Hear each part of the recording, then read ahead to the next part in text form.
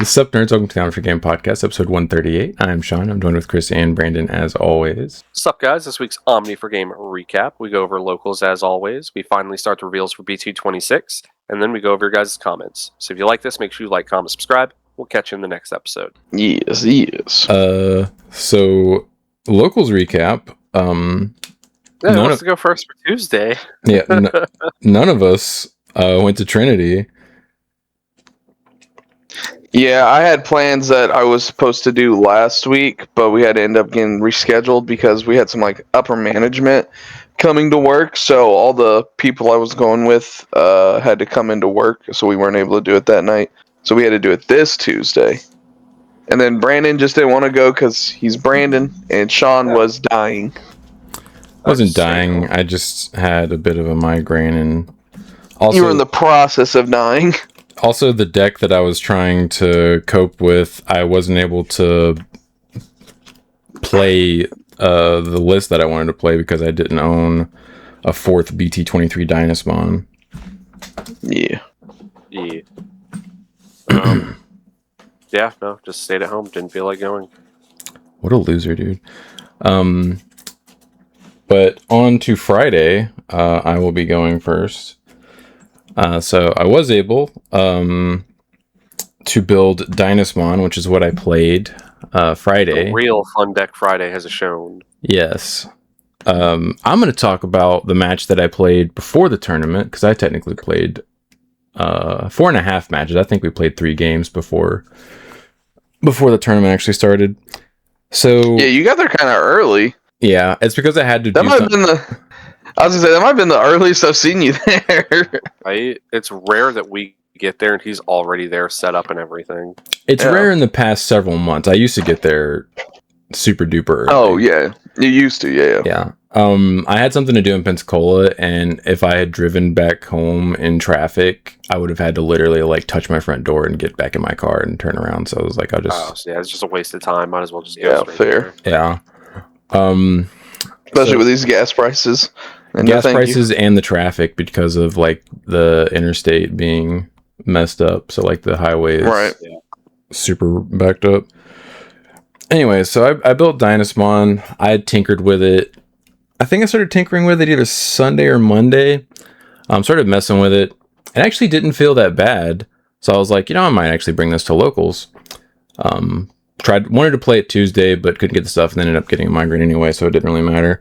But I brought it to Friday, and I played against Will before the tournament started, and he was playing a TS slop variant using the Ancient Gear, or not Ancient Gear, Gear Forest. I'm thinking of Gear Forest, yeah. Ancient Gear Golem? Yeah, I was like, oh wait, no, that's a Yu-Gi-Oh thing. Ancient Gear Castle? Yeah. So he won the die roll, game 1. Or he won the die roll, and then game 1, he played the 4-cost tamer, the dual tamer, to set me to 4. I hatch Evo into Pata, Evo into Wizard, and then I play a training and then play a Candlemon to set him to 3. He goes to 4. Evo's little in the back, and then I think plays a Homeros or something to choke me to 1. I promote and OTK him through 5 security.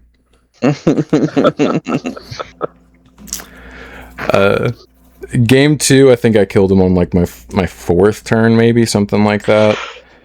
But yeah, match. Is that why he switched to Medusomon for the tournament? Because you bullied him before it is quite possible he literally changed because we played a 3rd game and I won just as quickly. We played 3 games in the span of 15-ish minutes. Jesus. Yeah. Have you considered you're the worst? Bullying people. Yeah. Unfortunately, I wasted a lot of really good hands on him because then I played Chris round 1 playing Machine Empire, and I drew pretty awkward hands both games versus him. And also, I don't know what any of those cards do. Yeah, I was gonna say, also, it probably didn't help. You didn't know what most of my cards did. Yeah, He's gotta sit there and actually read cards. Yeah. And this one, I was being kind of lazy. Like, anytime you search, I didn't pick anything up to read it. I was just like, whatever, I'll find out eventually, I'm sure. Sure, take that in your hand. I'm sure it won't bite me in the butt. Yeah. I ended up losing because I didn't know what his stuff did. Like, I established a Dynus, and like I think I killed whatever he had on the field. And I set you to like, I don't know, like 2 memory or something like that. And you didn't have any, you were hatching. And I was like, all right, so like if he doesn't answer this, I kill him on my turn. Like, he is dead. And unfortunately, the Melga that you could assemble into strips my protection sources and then bot decks me. And I was like, oh, okay, it's answered. That's unfortunate. Yeah. And yeah, I had some pretty rough hands. From that match, I actually ended up tweaking the list a little bit. After the tournament was over, just because like I had a bunch of cards in my hand that like did not do anything. Had all the dead cards in my hand. But ended up losing that 0-2, unfortunately. Just my protection effects don't align with his removal effects.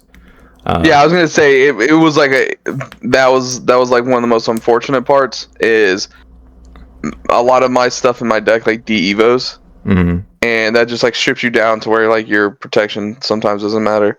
Because even the Mega Dramon would like it like devoted your Wizard X. Cause you had you said this, you're like, I promoted too early because again you didn't know what most of my stuff did. Mm-hmm. You like promoted your Wizard X, activated some of your effects and whatever, and then I like went up into a Mega Dramon and deleted it, and you were like, well, that's unfortunate. Yeah. Also, I also promoted because my hand was extremely awkward, and I was like, I just need to get some cards.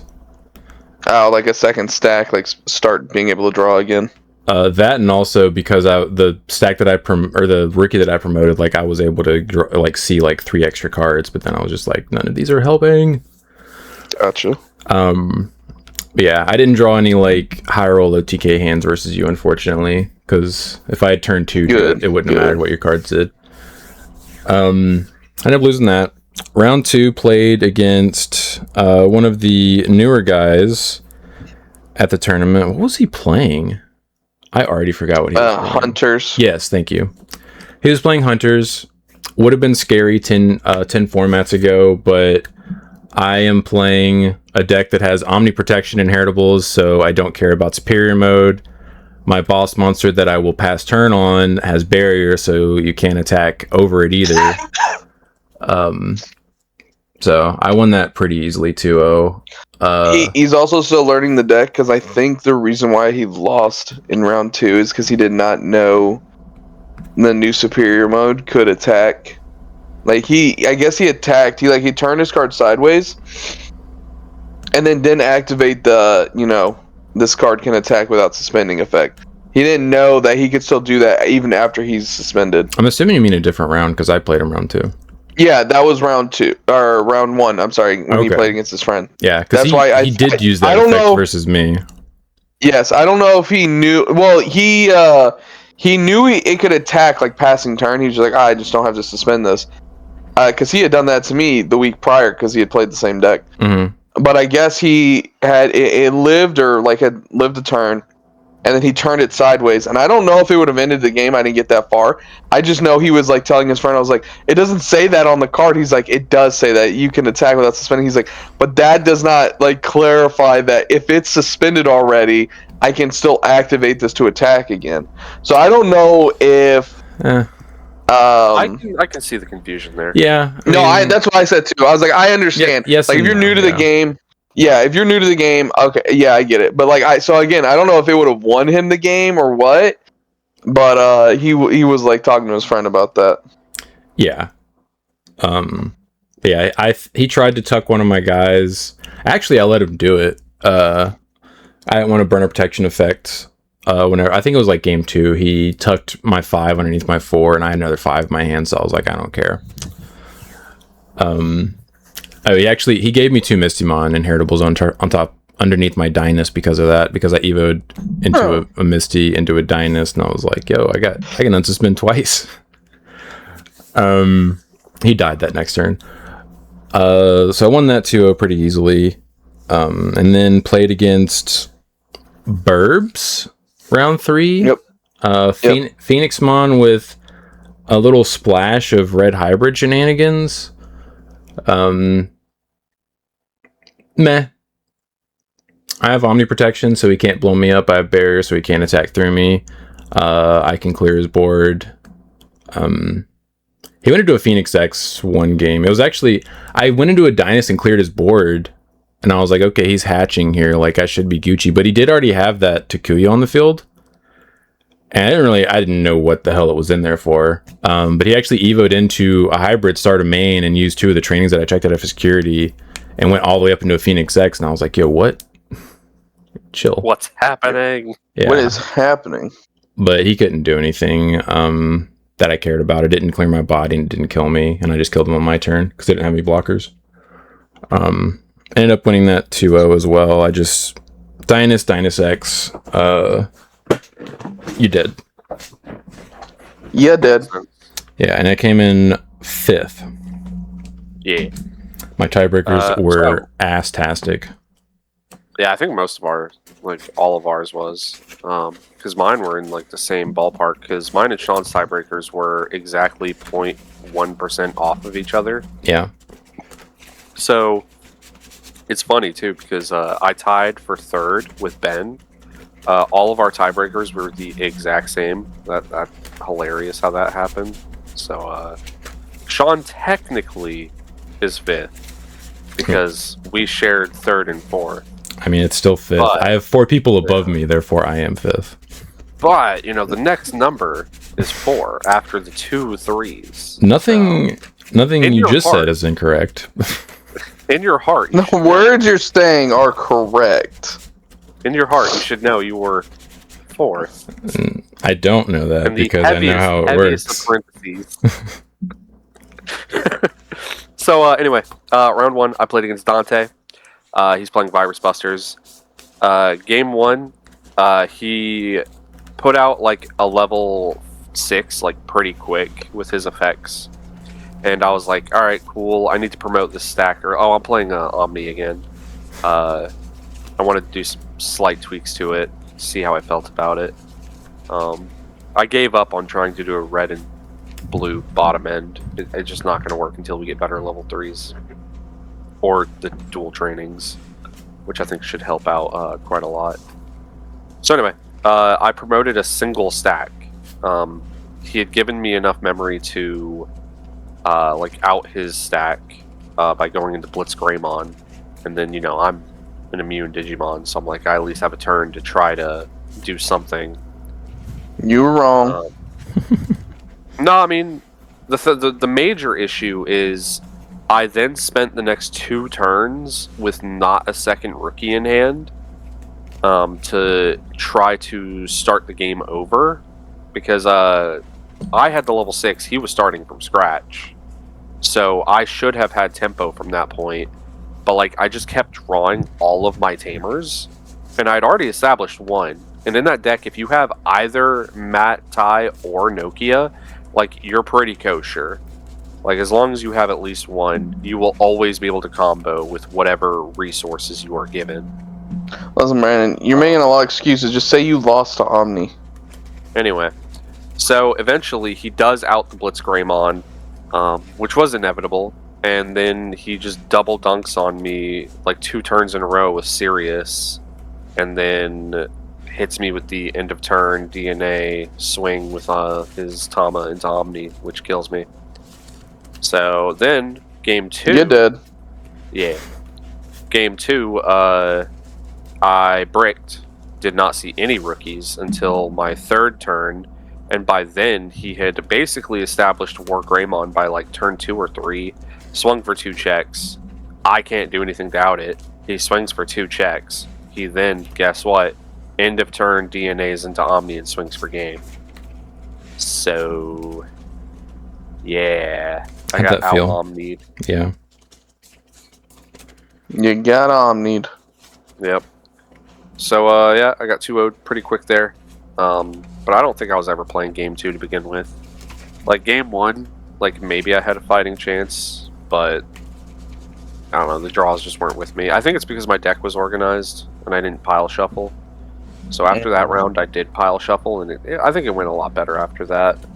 So round 2, I played against Ben, and he was playing Toha Braves, and or tuberculosis, as we have started calling it.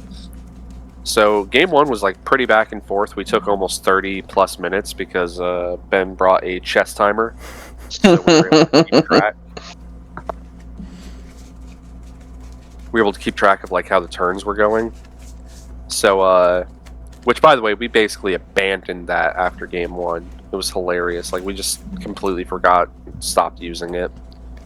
So, one turn I had to give him 6 memory to full combo because I hadn't seen a second level 4, so I had to hard play one of my 5s at 2 memory. And from there, I was able to establish both level 6s who were both immune. And, you know, as we have said multiple times, that deck doesn't do anything against immune bodies. And I also have a block and a redirect. So, like, I kind of just let him do all his, like, shenanigans. And then he cleared my security, but I was like, cool. Anyway, Ultra-S, you're dead. Because, like, cool, Kaguya gives your whole board blocker and immunity. Good luck blocking. And I have Crest Garuru in my stack, and I can't be redirected. And I'm also immune to everything, so... so I get game 1. Game 2, he killed me on his 3rd turn. He went first. He did his little play, like I think he set up like a level 4 in raising. I went, alright, rookie into Tamer.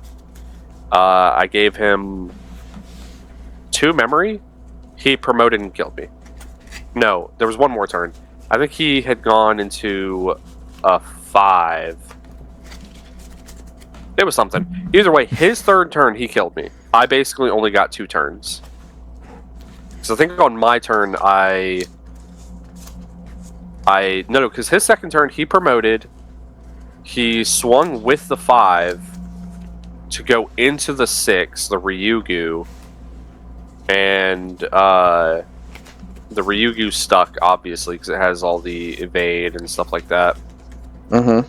And essentially, I was like, alright, well, I just have to choke you to 1 and hope you can't kill me. And then he killed me anyway, and I was like, ah.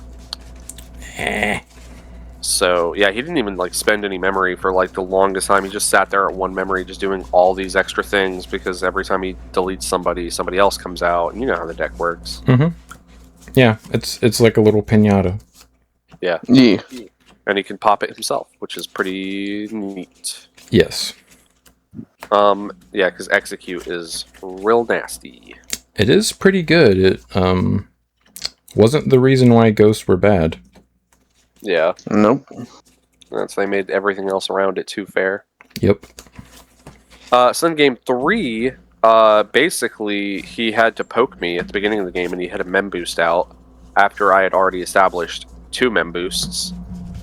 So I had 3 mem boosts on the board, and so I just promoted, Digivolved into Garu, cracked all my boosts, hard played the 2nd Garu, and then, because I didn't see a Greymon, and then evoed that one into Alterus to go into Sagittarius to go into my level 6s, and I didn't see Cress this time, but I did see Metal Garu, which meant I could start stunning his stuff, so I could start stunning out his bodies, and then basically he wasn't able to do anything to my 2 level 6s again because they're immune. And I eventually, because I only had 1 Alter-S in hand, so I go into my 1 Alter-S, out his Kaguya that doesn't have any sources, because he deleted it himself and fortitude it back out. So when I went into Alter-S, it just killed it. So he lost blocker immunity and all that stuff. And I was able to attempt to kill him. And I did get lucky, because I had 2 memory left, and he had 0 security, and I had the Blitz and the Melga on the board, so I was like, alright, cool, Analog Youth. Reveal 3, no Alter-S. I was like, either play it safe, Evo in the back into a level 4, give him 2 memory, or give him 3 memory and hit a mem boost, and just hope to see the Alter-S. And I was like, well, Gamba, who cares? 3 memory, 2 memory, who cares? I got 2 immune bodies, he's not going to be able to do anything to them. So I use the Mem Boost, I see the Alter S, and I win. So. And then finally, round 3, I played against Will, playing Medusa. Game 1, he never saw level 4, so he was never playing, and I just killed him. I could just combo whenever I felt like it. Game 2, I was able to set up double Mem Boost, and I had most of the pieces in my hand. He set up a Dusa, and then didn't do anything else. Like, he had a Dusa and a 4 on the board, and I was like, alright, cool. Anyway, promote, combo, out your Dusa, and kill you. I had, like, all 4 Alter S's in hand, and I was just like, anyway, reveal. It was funny because Will was like, oh man, I gotta get out of here soon because we're gonna go see the Odyssey. And I was like, oh, okay, cool. Like, what time are they gonna come get you? And he was like, oh, like 9:45. I was like, damn, what time's the movie? He goes, 10. I was like, geez. The cinema's like... Yeah, that's crazy. He's kind of way too close for my liking. Yeah, when I go to the movies, I'm trying to get there 20 minutes early. Yeah. Why? Because you gotta get your concession stuff. I like to get situated. I would never buy concessions at the movie theater. That is such a scam. Also, there's like half an hour of trailers before the actual movie starts. You can get there like 20 to 30 minutes late, and you still get. See, I knew it. I knew you were the kind of guy. I already knew you were the kind of guy who's showing up. You're like, I can miss the trailers. No, I like the trailers. I like seeing all that. It's optimal. Sean's it's not optimal. Remember, Sean lives for optimal. Yeah. Yeah. So it's funny because he was like, "Oh, we got to make this quick. You know, I'm about to leave." You know, all this stuff. It was very quick. And I killed him in like less than 10 minutes. It had to have been like super quick. And then he proceeded to stay almost the entire tournament because turns out his parents hadn't even left to come like get him. Because remember, Will is, as our viewers may know, a child. Yes. I don't know. Isn't he like 18 now? No. Is he close? No, I think he's turning 18 this year or something. He's definitely not 18. He's still 17 then. Yeah. At the very oldest. Yeah, so he ended up staying like the entire night. And it turns out like his parents hadn't even left yet. Mm-hmm. And it's like already 10 o'clock. And it's like a 30-minute drive from his place to... They're out of their mind. Why would you go see the Odyssey at 10 o'clock? Dude, it's a 3-hour movie. movie. Do they not know how long that movie is? That's crazy. Yeah, that's the first thing I Google when I know I'm going to see a movie is the runtime. Yep. And it's like Sean said, plus the trailers and stuff like that. Yeah. Gotta know how long you're locked in. Yeah. Yeah, so I ended up getting joint third with Ben. So I'd say it was a pretty successful night. After you and Ben's match, he came up to me and I was like, how'd you do? And he's like, I can't do anything to immune Digimon. Yep. I was like, no, I think, you can't. I think he was trying to bait me into using my block and redirect. And I was like, alright, I'm going to let every attack go through. And then if you're attempting lethal, sure, then I'll burn one. Mm-hmm. Never before that. Yeah, there's no reason to if it's not game. Yep. Because like I know he has a way to out one of my bodies with Susan. So my game plan was if he ever went into Susan and attempted to execute into one of them, I would redirect into the Crest, and the Crest has evade. Yeah. So that was the idea. But yeah, he was like, I could either give him a bunch of memory and out one of them, attempt out one of them. Yeah, attempt out one of them. And I was like, well, what's the alternative? Just passing turn and hoping he doesn't kill you with two megas on the field already? Yeah, he activated like one of the 3 cost like security cards that put a body out on the board, and I was like, anyway. Yeah, I know I'm dead if I pass turn and you have 2 megas. I was like, the odds of me surviving this turn are like 0.01%. Yeah, and it's like the funny thing is too, because like he could play a blocker off of his security effect, and he goes, it doesn't matter. The Sagittarius and the Metal Garurumon both stun it when I play them back out, so he can't even block. Ultra Tuck. Alright, play out level 5, stun your blocker, Evo for free, and swing for game with another Ultra S. The stupid blue effects. So good. It's so good. Alright, I'll go next. I got second playing Metal Empire. Round 1, I played against Sean. He kind of talked about it. A lot of his stuff kind of just plays into. Not only does my like stuff play really well into his, some of his removal and stuff like that plays into mine, like the deletion. If I have like multiple Digimon in the Tama and I have the right levels on the board, I can just DNA on his turn and kind of dodge that stuff. I also got super lucky. One of the games I did the high Andro play where I revealed the top 3 and played out Machine Dramon Ace. Yeah. Which allowed me to then DNA into Chaos Dramon and do more shenanigans. It was game 1. So that's always fun. I forgot to talk about this. I knew that you were gonna do it, and I was like, if he does that, I can kill it and get the overflow. Mm-hmm. But then I realized I just lose because I would then have 0 security and you have a rookie in raising. So I didn't even bother doing it to show. I didn't even show you that I could out it. I was just like, yeah, okay. Game 2. Yeah, the game 2 happened. It was just kind of more of the same. Where it's funny too because I believe both games Sean took more of his security away than I did. I think throughout the entire game, all I ever did was poke him like one time, and that was in game 2. But it just got to a point where Sean could look at the board and realize, okay, I'm not able to win this. You even like Habakiri'd at one point, but like I Melga'd it and stunned it during my turn. And then during your turn, you like Digivolved, and then that Digimon became stunned. Mm-hmm. And you're like, I literally can't do anything. I can't swing with these Digimon.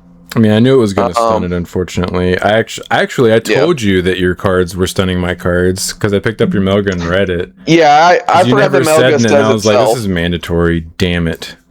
Yeah, I forgot the Melga does it itself as well. Like, when it sees itself come out. Yeah, if you hadn't stunned my Hapakiri, I would have just killed you on my turn.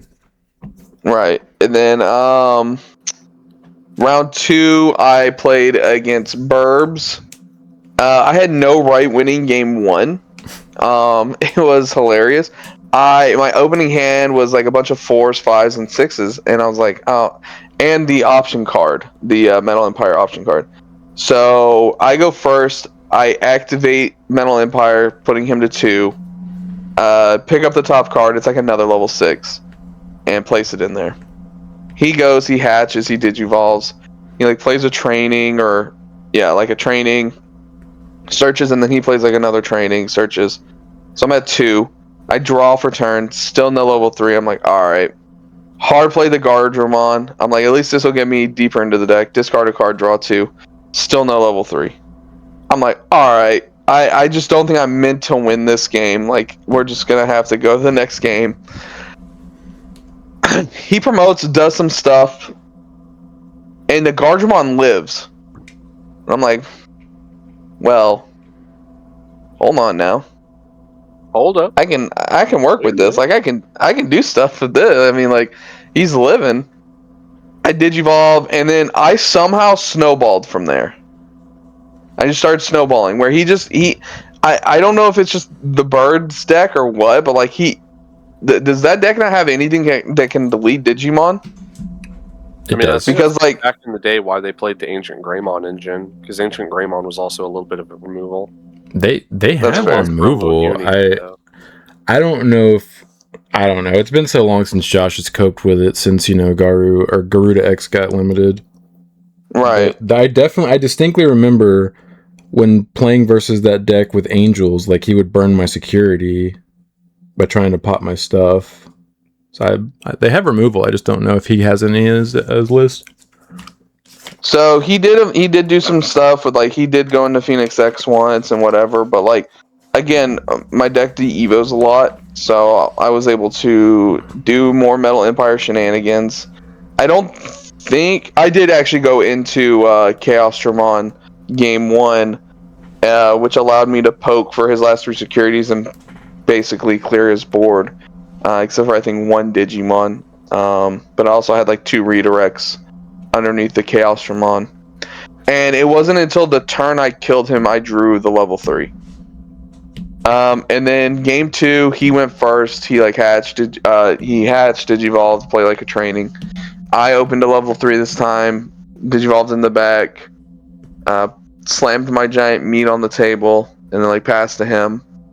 And then it just that deck is just way too slow. Like once I started to establish stuff, he just couldn't answer any of it. Especially being able to DNA on his turn is really fun.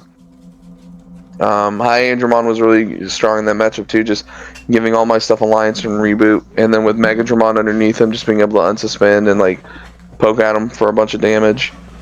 And then round 3, played against Dark Masters. Interesting matchup. I was getting really unlucky a lot of turns in a row. Like the Machine Dramon Ace is strong and not strong in that matchup. Because, like, the turn he comes out, he's immune to his Machine Dramon being able to Devo it. Mm-hmm. But whenever I would go into the Machine Dramon, he would have the Metal Seadramon, which would then stun it, which would prevent it from being able to swing to reactivate its effect to become immune to it again. Then he would Machine Dramon it. Yeah. And then the turns I wouldn't see Machine Dramon, he wasn't seeing Metal Seadramon. So it was like really bad. Like it's one of those things where Machine Dramon's biggest op is and always will be, you cannot turn sideways. Right. I did win game 1, but game 1 took forever. Like forever.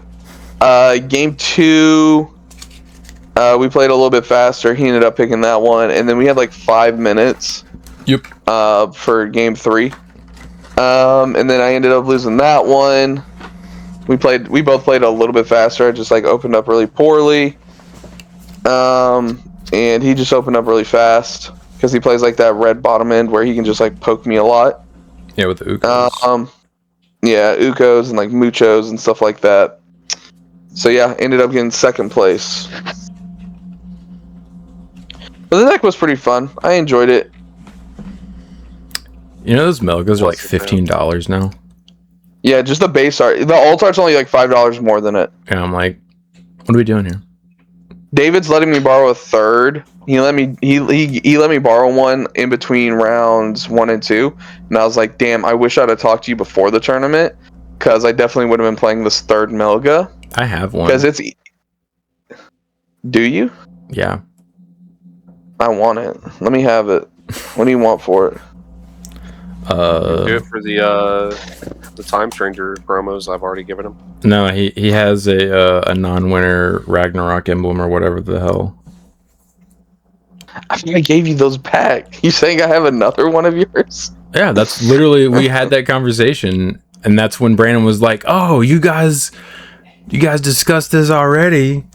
Remember? Anyways, I want that Melga, Sean. Okay. We'll do that deal Tuesday. Okay. Yeah, I don't want it. I was considering... What other Virus Buster cards do you have that you don't want?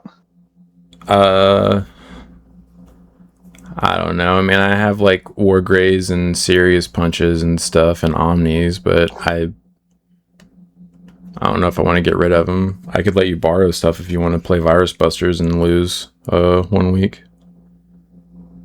Hey, all that stuff's actually super cheap, but the Melga. It's really just because the Melga's effect's really good, and he can be used in multiple of the decks. It's because he's in Machine Empire. It has nothing to do with him being in Virus Busters. Virus Busters is the worst archetype out of that set. Well, people are just coping with that one. They want that one to work. I agree, which is unfortunate because it is the worst archetype out of the 4. Yeah. Like, I don't think I lose to it if not for the fact I was not playing either game very well with my strategy. Dante should have beat... Oh, sorry. Go ahead. I was going to say, as long as you have anything, literally anything, to just stop or out a body on the board, like, they don't do anything. Yeah, he should have beat Todd. He didn't understand how War Monzimon worked, unfortunately. Yeah, because I was looking at the board. I'm assuming this was game 3, because they were in turns. It was. And Dante, I could tell by, like, he was counting. So I was like, okay, he has Omni in his hand. And I looked at Todd's board, and he had 2 Monzimons and, like, 2 Dark Masters on the field, no security. And I was like, oh, that's game. Because, like, he would have 10 sources, and he just kills both Monzimons and swings with the Tama. But he didn't do that because he assumed that they floated into dudes that would have stunned him. Yeah, he thought that they played from his hand, and Todd explained to him, no, they play out of security, which he did not have. Yeah. So. Yeah, it feels bad. Should have been playing Dante in the final round, but... He probably would have had a good time. It's... The worst part about Dark Master showing up, or like Todd showing up with it, is like none of us have like really played against that deck. Like we have, like the 1 or 2 times he brings it, but it's not like a deck like I know all the effects for. That's I'm like asking. I'm asking Todd like, I'm asking Todd all the time. Like, okay, what's it? What's this do? What's that do? Like what? Yeah, it's an advantage. When does Spiral Mountain play stuff often? Yeah, I was like, when does Spiral Mountain play out? When's that do what? So yeah, I played against him like 3 times. I think this was the first locals he brought Dark Masters that I didn't get paired versus him. Huh. Funny from back in the day when you're playing Shine and you're just like, this is my worst matchup. Horrendous, unwinnable matchup with Shine. Like straight up, if they see their Monzimons, unwinnable. Unwinnable. It's so funny. It's such a rogue, random deck that just goes, anyway, I don't care about your double ruin mode. Yeah. Oh, your removal is all deletion based? Oh, okay. LOL. LOL. How about thanks? Yeah. I might try to squeeze some Crimson Blazes into my Shine Greymon deck in next format. Just for the off chance you happen to play against somebody playing. Not specifically for that, but decks like that. It wouldn't be for Dark Masters. I don't think I'd play against a Dark Master player that wasn't named Todd. True. You go to like the big tournament, the big Nats. Last table. Big Nats. Yeah. Big Nats, you're about to win the whole event. You're on the final round, and Todd just sits down across you. Oh, Sean, you're here too? I brought Dark Masters. And you're just sitting there with your ruin mode deck just... What is the world become? Damn it. Thankfully, I know that he would not make it to the final round undefeated if he brought Dark Masters. Oh, what were your matchups? I played against 6 straight Shine Greymon ruin mode players. Alright, that's possible then. Theoretically, he could just play nothing but like super plus matchup somehow. He somehow beat Caleb playing a Tradesmont and like Glowing Dawn, and I'm like, brother, how'd you lose that? And then I thought about the stupid Metal Siegramon. It would just stun hit, and then he wouldn't be able to swing it and reactivate its effect. And I was like, God, that Metal Siegramon. God. That is correct. It's the reason why Blue could beat Zephyr or the Vortex Ramon. Yep. Just gonna stun you, then you can't gain your immunity. Screw you. Have you considered you are dead now? Yeah. Well, we actually have cards to talk about this week, thankfully. Yes. I'm excited about some of them. One of them. At least one, for sure. A singular one. Yeah, at a minimum, one. Alright. Reveals. Oh god. That took 5 seconds to pull up after I clicked on it. 7 code pad. I didn't even notice this cost 7 memory. That's crazy. Main by placing 6 7-code trait Digimon cards from your battle area, link cards, or trash as one of your 7-code trait Digimon's bottom sources. That Digimon may digivolve into Dantemon in the hand, ignoring digivolution requirements without paying the cost. Security effect is you may play 1 play cost 5 or lower Atmon trait card from your hand or trash without paying the cost and add this card to the hand. Dante, where? So does that mean you can just, for 7 memory, go from like a rookie straight to your level 6? Yes. As long as it has the 7 code trait, that's that's still booty butts, right? Like, hey, look at you, Brandon, reading cards. Hey, listen, sometimes some of us actually comprehend the things we read. We don't just get a vague understanding of how they work. Yeah, they will pay 7 memory to do it, but yes, they can just warp a rookie up into their... That Dantemon better be worth it. I guess we'll find out. It better be with the kind of support that it's getting. Oh yeah, those level 3s are... Okay, we'll get to them, but yeah. Geez Louise. I actually didn't even... Oh my god, my computer is lagging. Yeah, I can see. Then we have a reprint of Future Potential, which who cares? Oh, that's cool. Yeah, I mean the card. Oh, it's celebrating Digimon Up. That's why. Okay, got it. Yeah, it's got all the chibis of the starters you can pick. Yeah, which I like this, but like people don't play this card for a reason. No, but I wouldn't mind it for like the collection. It was used in Hoodie. Yeah, let me go into Hoodie for 2. Nope. True. Nope. Is that not? You're thinking about the wrong card, Brandon. Oh, I'm thinking of win rate. The win rate. Yeah. 2 cost, white option. Who cares? Yeah, they all look alike. And then we have the promo Time Stranger Rookie reprint alt arts and a premium Bandai product that most people won't purchase. Pretty cool. Yeah, pretty cool. These do look really nice. I'll be happy to get these at some point. Why did Patamon get all the love? He has both Tamers in just his art. Because he deserves it. What a stupid question. Because he's a bread loaf. Yeah, dude. He's adorable. Favoritism he's doing his boom bubble attack. I'm surprised you remember what that's called. Well, you know, the only season I've ever watched is the one where he's in it, so. Yeah. Okay, boomer. And then we have cool. Jupitermon gets cut off. And then this is another part of that premium Bandai product where it's reprinting the Agio that's bad, the Agiomon that's bad, and the Jupitermon that's going to be power creeped in like a month and a half.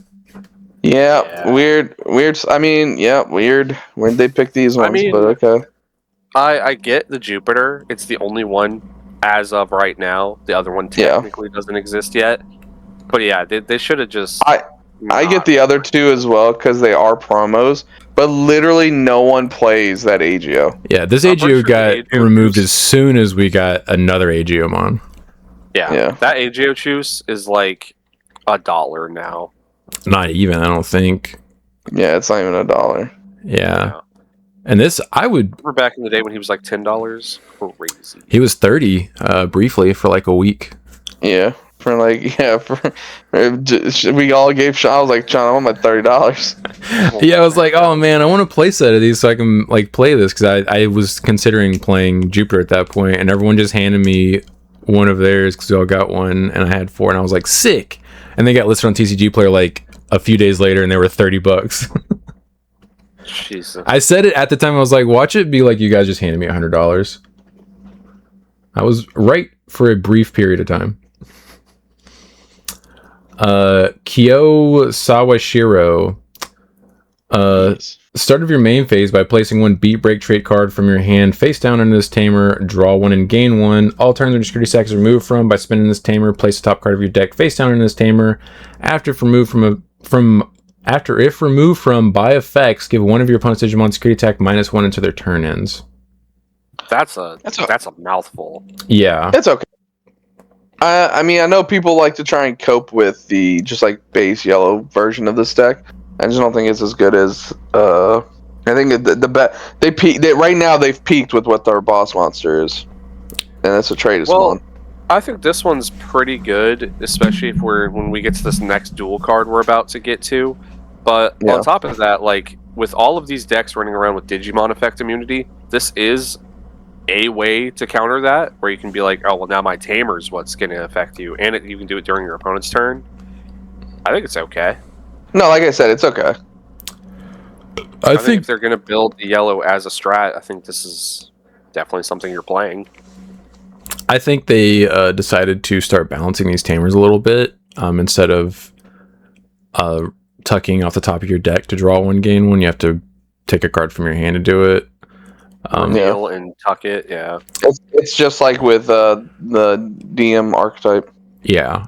I think DM would have been really cool if you had been picking cards from the top of your deck instead of your hand. Well, training does that, but yeah. Another thing I appreciate is the start of your main phase is not reliant on your opponent having anything. You can still get that draw in memory even if your opponent has an empty board, which the other team that's memory. That's definitely like one of the best parts about this card is you're drawing and gaining a memory. They also did make it an on play, which I appreciate. Yeah. Yeah. I think this card has the potential to be annoying.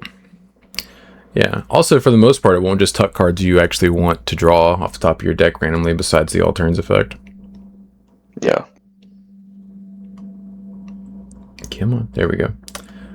Then we have Leomon. When moving on play, by placing your top security card face down under any of your Glowing Dawn trait tamers, recover +1, and then inheritable when attacking once per turn, you may add your top security card to the hand.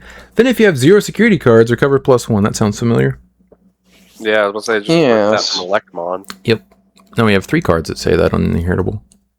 Yeah, and then on top of that, the fact that Glowing Dawn now has 2 when moving on plays. Yep. Favoritism. Yeah, for real. They're definitely pushing this archetype.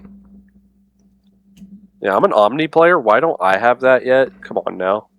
Okay. Oh, I was going to say this rookie gives you unconditional recovery, but it does not because tucking the security is a cost. That's unfortunate.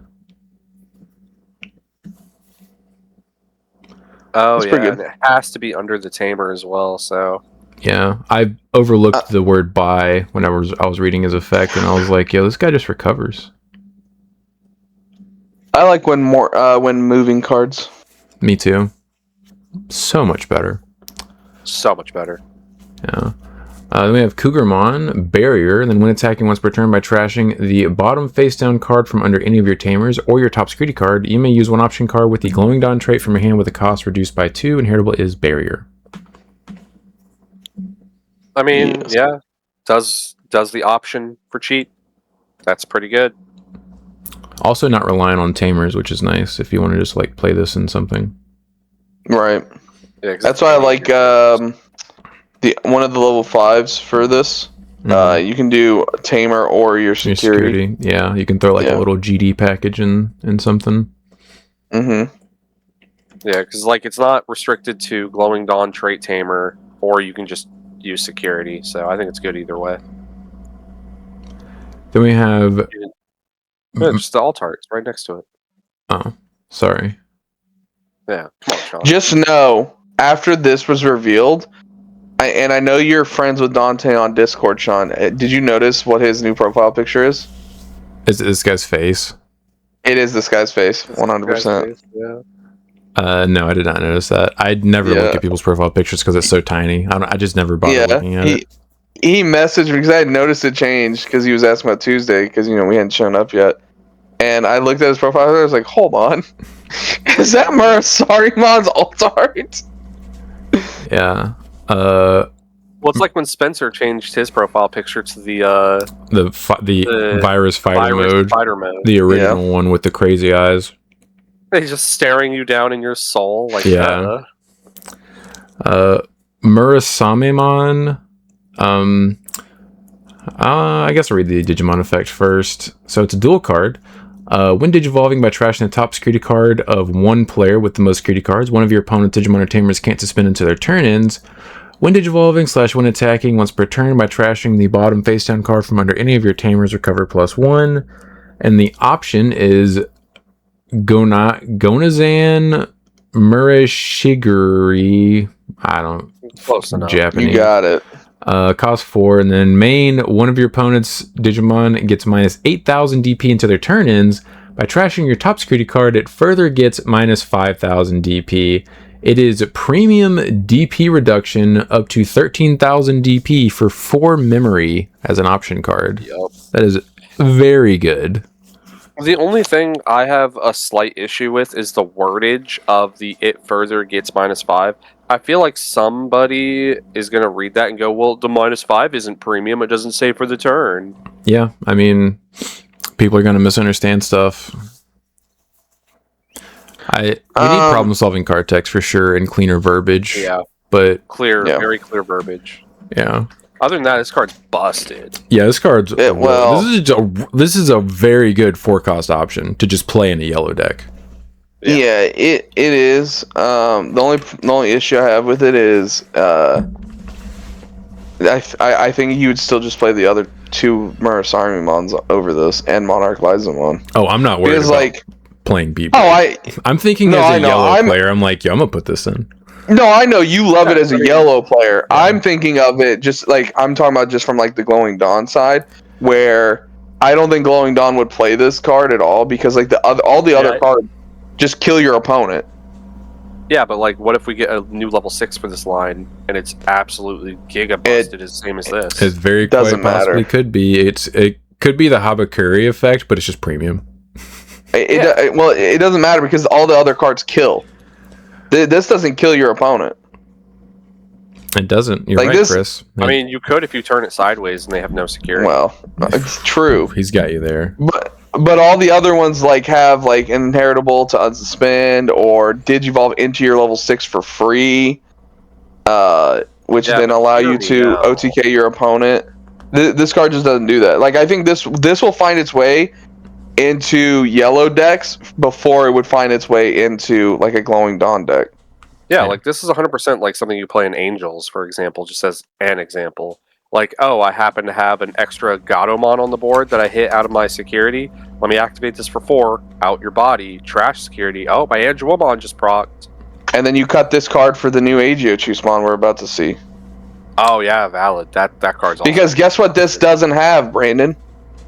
What's that, Chris? A play cost. Okay.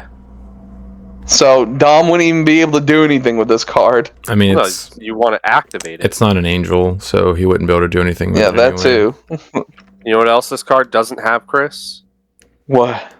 The vaccine trait. Mm-hmm. It's True, it's not a yellow vaccine. But it is a yellow option that costs 4 memory that premium DP minus is 13,000 DP. That's That pretty it good. does. That is pretty strong. If Back in my day. this wasn't even a Digimon, it was just a 4 memory option that did that, I would still want to. Oh, it'd be cool. Yeah. Yeah.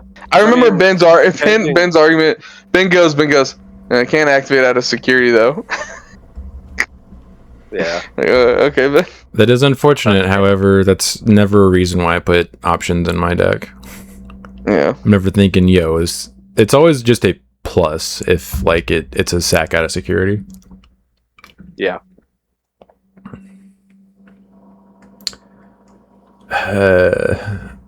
And then we have, once this loads, any day now. Suspense is killing me. Any day now. Let me try again. There we go. I don't know. It was just like frozen. It was never going to come up. Then we have Nightmare Soldier support. Quite possible we get the Nightmare Soldier, Lady Dev, and Mastamon in BT26. I would have expected it to be in the next EX set, but you know. Ghostmon. Start of your main phase by trashing 1 card with the Ghost or Nightmare Soldier trait from your hand. Draw 1 and gain 1. Inheritable your turn plus 2k. Yeah, every time they seem to have the trash 1, draw 1, gain 1, it's always a start of main. The new stuff, yeah. This type of effect I can understand not being on play when moving. Yeah, I mean, I would argue it's probably better than when moving, because you can just, if it stays on the field, you can just trigger it every turn. Yeah. It's The like when year you're can't out an Ukomon and you're just like free pluses for days. Mhm. The year's 2026. Nightmare Soldier's still trying to get support. I mean, they're successfully getting support. We'll see if it means anything now. Yeah, they're out here trying. Yep. Flare Rizamon, on play when digivolving by deleting 1 of your Digimon, delete 1 of your opponent's level 4 or lower Digimon, Inheritables Raid. I mean, it's, in my opinion, okay, because you can self-slip and slide. It doesn't actually have to delete something else. Mm-mm. And doesn't that deck like want to delete itself to do shenanigans? I can't remember how the Tamer's worded. This might work with the Tamer, though. The Tamer says when one of your guys would leave, but I don't know if it cares if it's by your effect or not. Actually, I don't think it does. I mean, I remember reading it and being like, "Oh, this is like super cracked. Too bad the rest of the deck sucks." Yeah, the Tamer's cool. The rest of the cards are booty cheeks. Well, except for the Pirate. Yeah, when any of your Nightmare Yeah, Soldier we love trait Digimon are deleted by spinning this Tamer. So yeah, you can do that. Yeah. So I mean, I think it's cool in that fact. Yeah, you don't have to worry about playing into stuff or having to play options or something to pop your own stuff. Yeah. Then we have Demi Devamon, which I guess this is The third and final starter. You got Pata and Goma already. Pluto support? I think it's just question mark. It's just the next TS searcher. Like, I guess if it happens to fall into Pluto, sure, but I mean, it probably will. Well, because Pluto's not an Olympus 12. He's not, but he's going to be an Iliad, I'm sure. Yeah, I was going to say he'll probably have the trait, and he'll probably have something as well as this will probably be the one you'll play in Pluto. Yeah. I'm gonna double check. I can't remember what the trait. Brandon's also right. It's just like the third TS starter. Yeah, the third searcher. Thing. Yeah. Demi Devimon. On player of the top 3 cards of your deck, add 1 card with the Fallen Angel, Undead, Wizard, or Demon Lord trait, and 1 card with a TS trait among them to the hand. Return the rest to the bottom of the deck. Inheritable when attacking. Once per turn, draw 1, trash 1. As it currently stands, the only Pluto we have to go off of is a Shaman trait. Yeah, dog, it's from BT4. It's not going to have any of those traits. Yeah. So we've switched. I'm pretty sure most of those traits existed back then. I don't think it's going to matter because I think we're going to get ignore him, Sean. I don't think it's going to matter because we're going to get 2 Pluto mons. We're going to get regular and then we're going to get zombie. So those are going to be your new level 6s. Brandon, I was talking about the Iliad and TS traits, which were not. Well, yeah, obviously those didn't exist yet. Yeah, that's what I was talking about. The Undead Wizard or Demon Lord. He's probably going to be an Undead for the zombie mode for surezies. Yeah, but normal Pluto. I wonder if he'll attack on something else. He's probably going to be Iliad and TS, if I were to guess. If he's Shaman trait, that's also synergy with the Sunamon. Well, he's definitely going to be a Shaman. They're not going to change that. Devimon. Devimon. On play when Digivolving. If your hand has 5 or fewer cards, both players draw 2. All turns once per turn when effects add to your opponent's hand by trashing 1 card in your hand. Your opponent trashes 1 card in their hand. Inheritable when attacking once per turn. Draw 1 and trash 1. Yeah, I don't know how many times you're going to trigger that. There aren't too many times where I don't have more than 5 cards in my hand. So I'm looking at the Ascension Angemon. It looks very similar. It's like the opposite. Yeah, these are 100% flipped images. That's pretty cool. Sick. That's nice. The first thing I thought of when I saw that. This almost looks like it's attempted Devimon support. Don't give me hope. I'm just saying, man. Don't say it. Nope. Hey, I think that Digimon's cool too. If it ever becomes playable, I'll build it. Man, I'm not gonna get my hopes up. They neutered that strategy with the last support it got. If we would have just got power crept version of the original support, I think it would have been playable. Yeah, I mean, eventually, if they keep giving it stuff, it will be good. Yeah, tell that to Gamamon. I mean, they just haven't given it enough stuff yet. They've given them a lot of stuff. They have, but almost everything they've given them is just bad. Like, on arrival, it's just not good. What if I keep getting stuff and it's just bad? Have you considered? Eventually, they'll slip up, dude, and just give you something super broken by accident. How many years? It is purple. I have an advantage there. Yeah. I was about to say, how many years have we had War Greymon support that's been straight up bad or just straight up used for Omni? 3? Since BT14. What set did... I mean, I barely count that, but I guess it technically does count. I didn't say it had to be good support. I mean, I would argue that the stuff we got from BT14 made more sense in Bond than it did in War Grey Tribal. I was counting from BT12. I just can't remember what year BT12 came out. A long time ago. Yeah. And then we have a super dope reveal. Agio Chusman Holy has Decode Agimon Ascension. On play when Digivolving by trashing your top security card until your opponent's turn ends. Their effects can't reduce the DP of one of your Digimon, trash any of its stack cards, or return them to hands or decks. All turns once per turn when your security stack is removed from 3 of your opponent's Digimon get minus 5,000 DP for the turn. Rule trait has Angel type. And then inheritable all turns once per turn when your security stack is removed from D-Evo 1 of your opponent's Digimon. Yes. Ooh, girl. Last but not least, Sean, say the line. It's Yellow Vaccine. There you go. Yeah.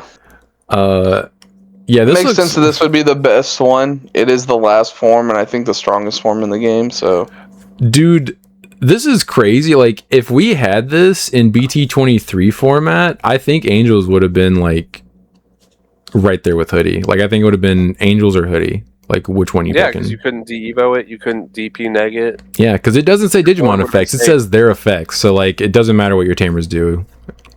Yep. Please try and remove me so I can kill your board. Yeah, this is exciting. Hopefully we get an alt art. It's a rare, but it is AGO Juice. It is a rare. That I don't think you're going to, because the other AGO Juices haven't. The first AGO Juice we got is an alt art. Yeah, the first one is does. Also a rare. Yeah. There's a chance. But the blue and green ones, are Yeah, there is a non-0%, but the blue and green ones were like the middle ones that you got in the middle of the game that were like super unimportant. Yeah, when you got the first one, it was like a big event, and then this one was obviously like the strongest one. Also, we are going to get an alt art for the green one, and we're going to get an alt art for the red promo one as well. Just saying. Yeah. What about the blue one? Huh? I don't give a flying shit about the blue one. I love how Digimon was like a couple dollars before this announcement, and now they've all like gone up. Yeah. Anytime something says rule trait has angel type, it's like Digimon. This is like the perfect card because it's like, oh, my only lose conditions. You can't do anything. Yes, perfect.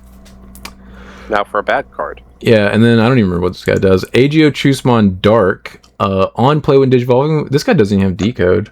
Nope.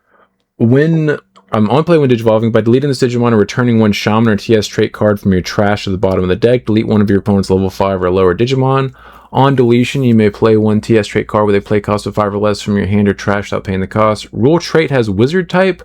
Has Assembly -2 with level 4 or lower Digimon card with Chronomon in its text, or with TS trait and Security Attack +1 as an inheritable. Yeah, I mean, obviously we don't know what the Chronomon stuff is. You wouldn't play this in regular Jupiter. Mm-hmm. But the only reason I'd play is for the inheritable. Yeah. I don't think I'd care about any of its other effects. Yeah. We really need to know what the Chronomon does before we can really give this a fair shot, but reading it as is right now, I'm not seeing it. Yeah, I'm not impressed. What if this one gets an alt art and not the holy? I would be pissed. I'll just get purely stamps of the holy one, I guess. And then we have a dual Jupitermon, which I was overlooking part of this option effect text for like, I think it was like a minute. And I kept looking at it and I was like, yo, this is turbo broken. Let me read the option effect first. Use cost 2, wide plasmint. So I'm just going to start reading where I started reading. Use requirement TS trait. Main, delete all of your opponent's Digimon with the lowest DP, then recover +1. And I was like, wait. 2 memory to board wipe your opponent and then recover? Excuse me? Bandai! Bandai! Yeah, I was like, what's going on? And then I finally noticed the extra bit of text that says, for each of your security cards, add 1 of this card's use cost. So it can cost up to 7, assuming you don't recover beyond 5. Yeah, not as broken. Yeah, not super duper broken. However, it will be cheap in a Jupiter deck for sure. For sure. I see it now. Promote a Lycomon, add, gain a memory. Digivolve into AGO, add it back. Like, just keep going. Mm-hmm. And then pay 2 for this, Evo into it, and shenanigans and stuff. Yep. Raid, Alliance, Engage. When Digivolving, add your top security card to the hand. Then if it's your turn, you may play or use one Iliad or TS trait card from your hand with the cost reduced by 5. All turns when any of your TS trait Digimon or Tamers would leave the battle area by placing this Digimon's top stat card as the bottom security card, they don't leave. It's pretty good. Yes. That's pretty strong. Especially considering that all of the field spells will just grab it back out of your security. Yep. Nope. Yeah, this card seems real good. And then the best part is this works very well with the canon that we're about to read and the other Danon canon. Yeah. It also they didn't cuck you and say, hey, you have to play AGO choose in order to like Evo into this guy for cheap, because he Evos for 4 on top of any TS straight level 5. He doesn't have like the I can Evo for potentially free like the original Jupiter, but you can still like you can just splash this card into TS decks. Yeah. Yeah, pretty strong. Only a super rare. Pretty good. Yeah. And then we have Cannon. Started from main phase, if you have 4 or less memory, gain 1. And then end of your turn, by spending this tamer, you may use one option card with a TS trait from your hand. For each memory your opponent has, reduce this effect's paid cost by 1. Yeah, this will do wonders with the Jupiter one. Yeah, this is... I think this is just a better version of the dual tamer. I think the attacking... Yeah, I think the attacking part of the dual tamer was like the weakest part of it. I think. Yeah, there's just a bunch of cards now that just have like engage is getting pretty good. Yeah. Blitz is obviously still effect. So good. Yeah. Yeah. This doesn't require you to awkwardly pass memory to your opponent in order to use an option for free. It's just like whatever you give them, dude, just give them that much less when you use an option. Yeah. I will say, when it comes to the art, I did kind of call it, but I was a little off base. When we first saw the alt art for the Dan, I thought it was going to be a full art with AGO, but I didn't see it being an alt art for a different set that it completed the image of Jupiter. Yeah, I guess it makes more sense for it to be the other player character you could potentially play as. Yeah. Yeah, this is cool. Might throw it in veggies if the Saris or Bacchus dual cards are worth playing in the deck. Based on what we've seen so far, I feel like there's. And this card might be searchable. It is searchable. Dun, dun, dun. Well, we haven't got there yet, so it might be. It has the TS trait. Florimon can search it. There's so many cards that search TS trait. But there's another card that can maybe search it. Yeah, spoilers, dude. Chill. Yeah, spoiler. It's not even the right archetype, Chris. God. It's so stupid. And then we have. God, why are you so dumb? We have cards I didn't pay any attention to whatsoever. Cross Arts. Use requirement TS trait. Main, if you have a Tamer with Dan Yuki or Cannon Yuki in its name, all of your TS trait Digimon gain blocker and 3000 DP until your opponent's turn ends. Then activate one of the effects below. Delete one of your opponent's Digimon with as much DP as one of your TS trait Digimon or less. Or one of your TS trait Digimon unsuspend. Security is you may play one play cost 4 or lower TS trait card from your hand or trash without paying the cost. It's okay. Yeah, it's fine. I'm sure someone will try and figure out a way to abuse this with the unsuspend and TK and stuff like that. But well, I mean, if you keep turn going into Jupiter, you can swing with it, and then you could activate this unsuspend and then engage. I don't know. A way. It being 4 memory might keep people from doing OTK shenanigans with it. That's what I was thinking too. Is just 4 is a lot, but I'm sure some people will try and make it work. Also, what's the deal with this new trait? I'm assuming you guys know what this. Adamus. Adamus. Adamus. It's been on all the cards. It's the corporation or the place that your player character works for. Okay. It's weird that they just started adding it to this set and they didn't have it on any of the previous ones. Yeah, I don't know. Because it's been on all of the TS cards. And then we have Penamon. On deletion, by trashing the bottom face-down card from under any of your Tamers, you may play one play cost 5 or lower Avian or Data Squad trait card from your trash without paying the cost. Cool. Bird support. I mean, not really. The right bird. Yeah. This is for a singular bird. Yeah, Data Squad birds. Then we have Falcomon. On player villa, top 2 cards of your deck. Add one Keenan Crier or card with a Data Squad trait and one purple card with Ravemon in its name or Avian or Bird in any of its traits among them to the hand. Return the rest of the bottom of the deck. Inheritable when attacking. Once per turn, draw one and trash one. Notice how it's not a win moving. It is not. This is actually Ravamon support. Funnily enough, like this, I don't think you'd play this in Data Squad because like you whiff on. I guess you can always add a Data Squad trait, so like it's not the worst thing, but I don't think you'd play this. No, this is definitely hard Ravamon. Yeah. If you play it in normal Data Squad, you're only ever adding one card, unless you happen to play the dual Keenan Crier or the normal Keenan Crier. Well, no, because even then, you're still only it's one or the other. You'd have to be adding. You'd have to be playing Ravamon or like other avians or birds, so like another copy of himself or something like that. Yeah. Bad. Dumb and bad. Yep. Makes sense. It's a Ravamon card. Then we have Keenan Crier. Start your main phase by placing one Data Squad trait card from your hand face down under this tamer. Draw one and gain one. Your turn when your opponent's hand is trash from or affects trash cards from under this tamer. By suspending this tamer, one of your Data Squad trait Digimon gains execute for the turn. I mean, giving away execute seems like good. execute. Yeah.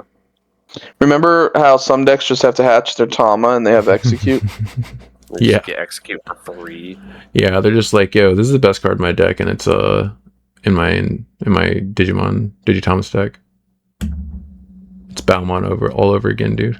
Oh, I forgot to mention. Funniest thing happened in my match against Todd. Todd plays 5 red Tamas. He plays 4 Koromon and 1 Gigi. Mm-hmm. So he shuffled his Tamas and then presented to me. And out of habit, I just cut them. And he goes, man, why is everyone actually cutting my Tamas tonight? I go, you know what? Fine. So there was you could see where I'd cut it because like the top stack had was shifted down a little bit. Yeah. So I went, all right, fine. So I took them and put it back to exactly how they were. I was like, now they're not cut. And he's like, okay. Hatches Gigimon. All right, that's funny. Game 2, I actually cut them. Hatches Gigimon. Both of his first Tamas were the worst Tama for him to hatch. That slowed him down immediately. Yep. Because it's the one that pops like rookies on the swing. Yep. I'm guessing he plays them for floodgates, but yeah. I think so. And then the Aura Man himself, but he has no actual aura. Yeah, unfortunately, if you start reading the words written on this card, it's not as good. Ravamon. Security, this is face-up security effect. End of opponent's turn, play this card without paying the cost. When Digivolving / end of attack, not once per turn, by deleting this Digimon, or I guess it doesn't matter, but or trashing 2 bottom face-down cards from under any of your tamers, delete one of your opponent's highest TP Digimon. On deletion, your opponent trashes 1 card in their hand. Then if their hand has 7 or fewer cards, you may place this card face up as the bottom security card. So bad. I forgot, because I didn't really care. I forgot that there was a stipulation of putting him into security. That is so bad. Like, we talked about this in the... This card's purple. Yeah. We talked. It made sense when it hit in trash. Yeah. They were like, we have too many effects that in red that bottom deck trash now. We can't tuck them in there safely anymore. Yeah, I literally mentioned this in the group chat where I was like, hiding in the trash is infinitely better. There's only like 2 archetypes right now that mess with your trash consistently. Mm-hmm. Every deck ever printed wants to check your security. Yes. Very easy to remove them from security by just turning your card sideways. Yeah. Unless you're doing this while you're already at 5 security, but like this reads to me like a card they expect you to go into turn 2. Because your opponent has to have 7 or fewer cards. Yeah, it's like, you're gonna have to if you want to resolve the effects. Yeah, you have to. He has to survive in security. Like, that was one of the biggest downsides of Invisimon. Like, if I did not get him in security as soon as possible, the deck failed. Yeah, what a shame, because this is a really cool art, but I would argue this is worse than previous Ravamons. This will look so cool in my binder. That's what I told Ben, because he was talking about it, and I was like, yeah, it'll look super sick in your binder, man. Because you're not playing this deck.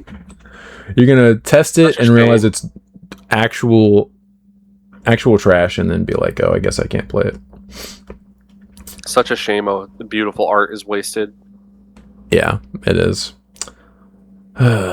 Then we have 4 Atmon cards that no one asked for. Boo. That's what I'm saying. A Roleplaymon, Detach 7 code trait, which I believe is a new keyword. When this Digimon would leave the battle area, other than by your effects, by trashing one of its specified link cards, it doesn't leave.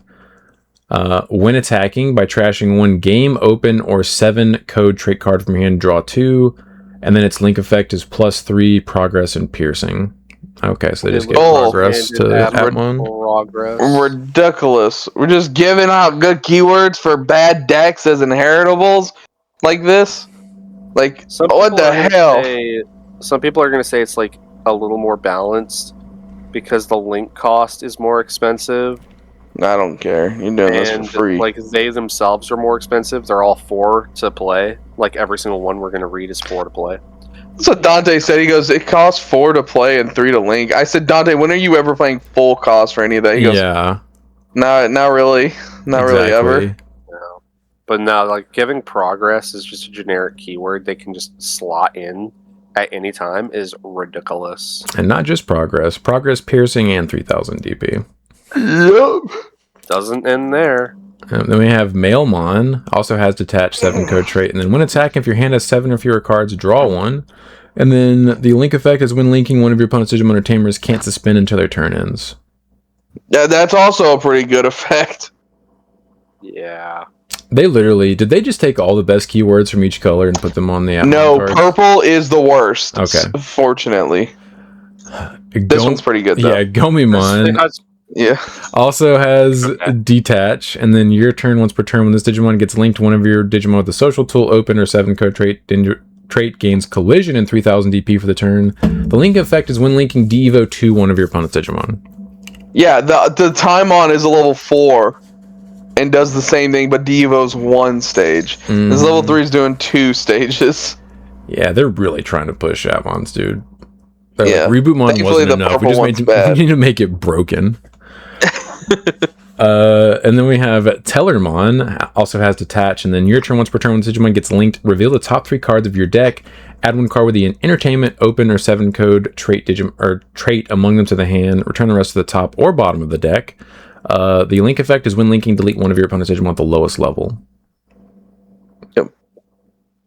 I mean, I still think they have to play this one because it's a searcher for the 7 Yeah, code. it's the searcher.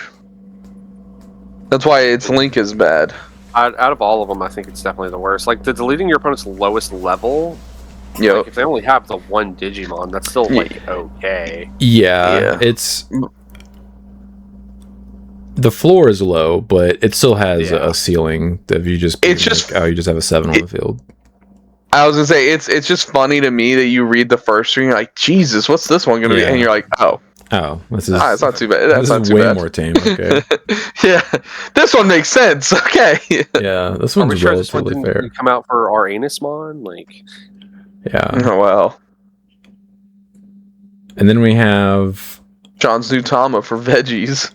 Yeah, it's so good, right? I can load it. Budmon, your turn once per turn when effects trash cards from under your tamers, draw 1. Awful. You're not gonna play this? That's a surprise to me, dog. Honestly, yeah, I'm sure it is. Like, if not for the fact that we have the starter deck one that just lets you reduce your Evo even further, I could see an argument for this being played in Data Squad, but like, no, that first time. That's the problem with any Data Squad tamer that they release from now on. Is the argument's always gonna be like, but this one reduces my Digivolution cost. Yeah, this one is still better. Yeah. And then we have the best card revealed so far, besides the AGO Chusmon Holy. I think they're kind of tied. I was about to say, he's literally going to compare this to the AGO Yeah. And Jupitermon. He said, hey, my pet deck got a little bump, alright? This is the best card ever. Yeah, I mean, this is more than a little bump in my opinion, but Lalamon, obviously vegetation trait. When moving / on play, reveal the top 3 cards of your deck, add 1 card with the vegetation, fairy, or data squad trait, or 1 green tamer card among them to the hand, return the rest to the bottom of the deck. That is amazing. We can finally search Mimis. Let's go. The Inheritable is a little lacking, though. When attacking once per turn, you may suspend one of your opponent's Digimon. Who cares? It's still not bad. I mean, obviously, you would have rather have had some kind of memory gain inheritable or something like that, but Yeah. I mean, it is because it's the on play when moving. You're only ever adding one card, but I think you're fine with that. I'm 100% fine with that. Yeah. Having the ability to add Mimi off of a search is going to be great. Isn't that why you also play trainings? Trainings can search Mimi. Yes. So, boom. Counterpoint. What's your count? What? Got him. Got him. Well, you said you can finally search Mimi. You've always been able to search Mimi. I'm sorry, on a body. Still got him. I don't think so. Yeah, this is awesome. Thanks, Bandai. Very cool. I did not expect any of the Rosemon line to be playable in Veggies. But, what a wonderful surprise. Thank you. Very cool. And then on to cards I won't play.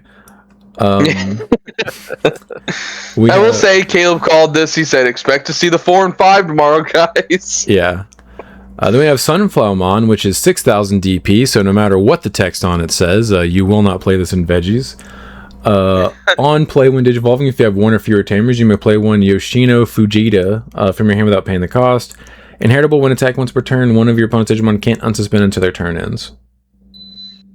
Yeah, it's not good. It's not good. Yeah, cool or whatever. I mean, I guess it's cool if you're playing the Rosemon build, but other than that, yeah. You know what? I'm gonna do it. I'll build Rosemon. I'll build Rose X. We'll bring it back, Sean. I don't know if you would play Rose X in that though, because you can't. No. I'm just saying like that. Like I was, saying like that version of that deck. Yeah, I mean, you definitely could. It might end up not being too bad, but it's not going in my deck. Lilamon, on play when Digivolving, you suspend one of your opponent's Digimon or Tamers, and one of the Digimon or Tamers can't unsuspend until their turn ends. Your turn once per turn when any of your opponent's Digimon or Tamers suspend or affects trash cards from under your Tamers. This Digimon may Digivolve into a Vegetation, Fairy, or Data Squad trait Digimon card in the hand with the cost reduced by 1. Inheritable, all turns once per turn when this Digimon with Rosemon in its name or the Data Squad trait would leave the battle area by trashing the bottom face down card from under any of your Tamers it doesn't leave. I mean, God, dude, if they wanted to make this stuff really strong, just take the once per turn off that inheritable. No. Like, make this stuff, like, actually good. No. I mean, when was the last time any of this stuff was good? Just, like, make something on this, like, broken, like, blow our socks off. Like, oh, damn. You try and get rid of this multiple times. And the burst mode's pretty strong. I know. That's what I'm saying. Like, imagine, like, they were like, hey, let's, like, make one or, like, two of these cards, like, really strong. Because both the Lilamons for this deck are pretty good. They are. I'm surprised it also has nothing to do with, like, dual cards or anything like that. It can't, like, play or use. Well, none of the Rosemons are dual cards. Isn't the burst mode a dual card? The burst mode is, but she's the only the burst one. mode. And the level 5 being able to... I mean, the Rosemon might be able to play dual cards or options or whatever. Maybe I should be expecting that for the level 6 then. Yeah, because it would make more sense because that is the only dual card in the Rosemon line. Yeah. So far. This effect is almost good enough to, like, consider in just generic Veggies, but it being a fairy obviously hurts. The inheritable is blank, and you just have better level 5s to play. I mean, I like how they were like, here's all these different types of Digimon it can Digivolve into. That was like, so they're trying. I just wish it like, they would make it a little more broken. Well, yeah, it's like the Mott Gal we got in the last set. Like, it didn't really push, Mirage further. Right. But it was, like, fine enough support. If I remember correctly, the Rosemon from the Star deck's okay. Yeah. It's meh, but yeah, it's like a big stunt. The biggest problem is it needs your opponent to already have stuff on the field to like really be doing stuff. Yeah, reactionary. It's a green card. Then we have the new Yoshino. Start of your main phase by placing one Data Squad trait card from your hand face down under this tamer. Draw one and gain one. Your turn, when any of your opponent's Digimon or Tamer suspend or affects trash cards from under this Tamer. By suspending this Tamer, one of your Digimon may Digivolve into a Vegetation, Fairy, or Data Squad trait Digimon card in the hand with the cost reduced by 1. Yeah, I mean, we talked about this at the beginning of our reveals with the 3-cost Beat Break.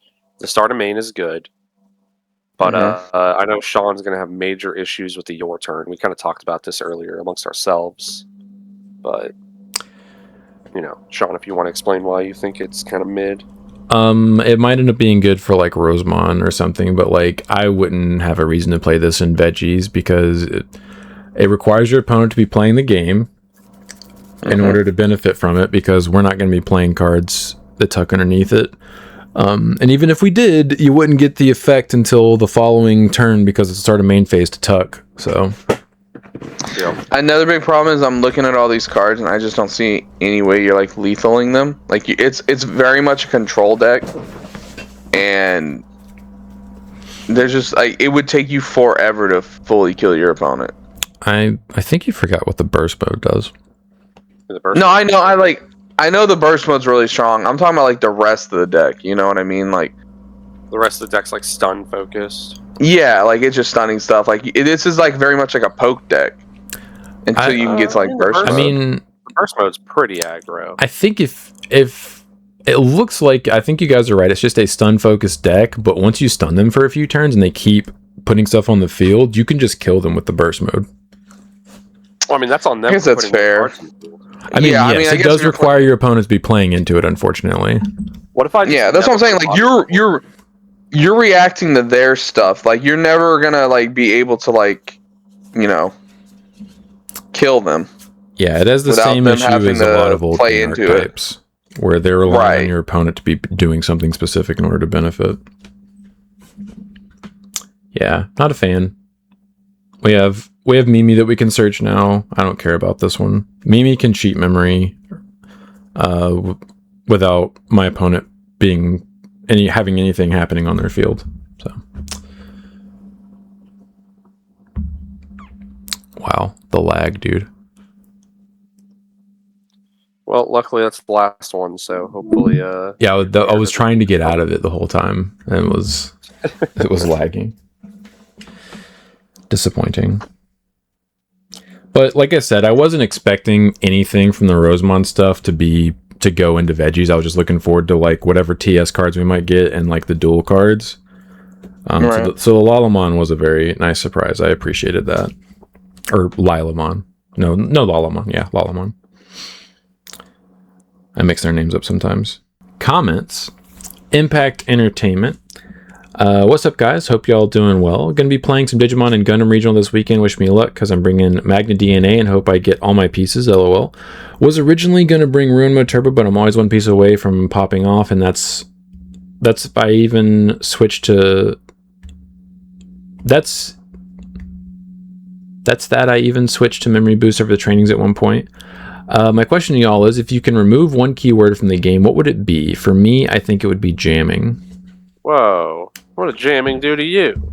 I could see jamming going. I'm tired of it because Blue gets it, and it's like one of the strongest keywords for aggro.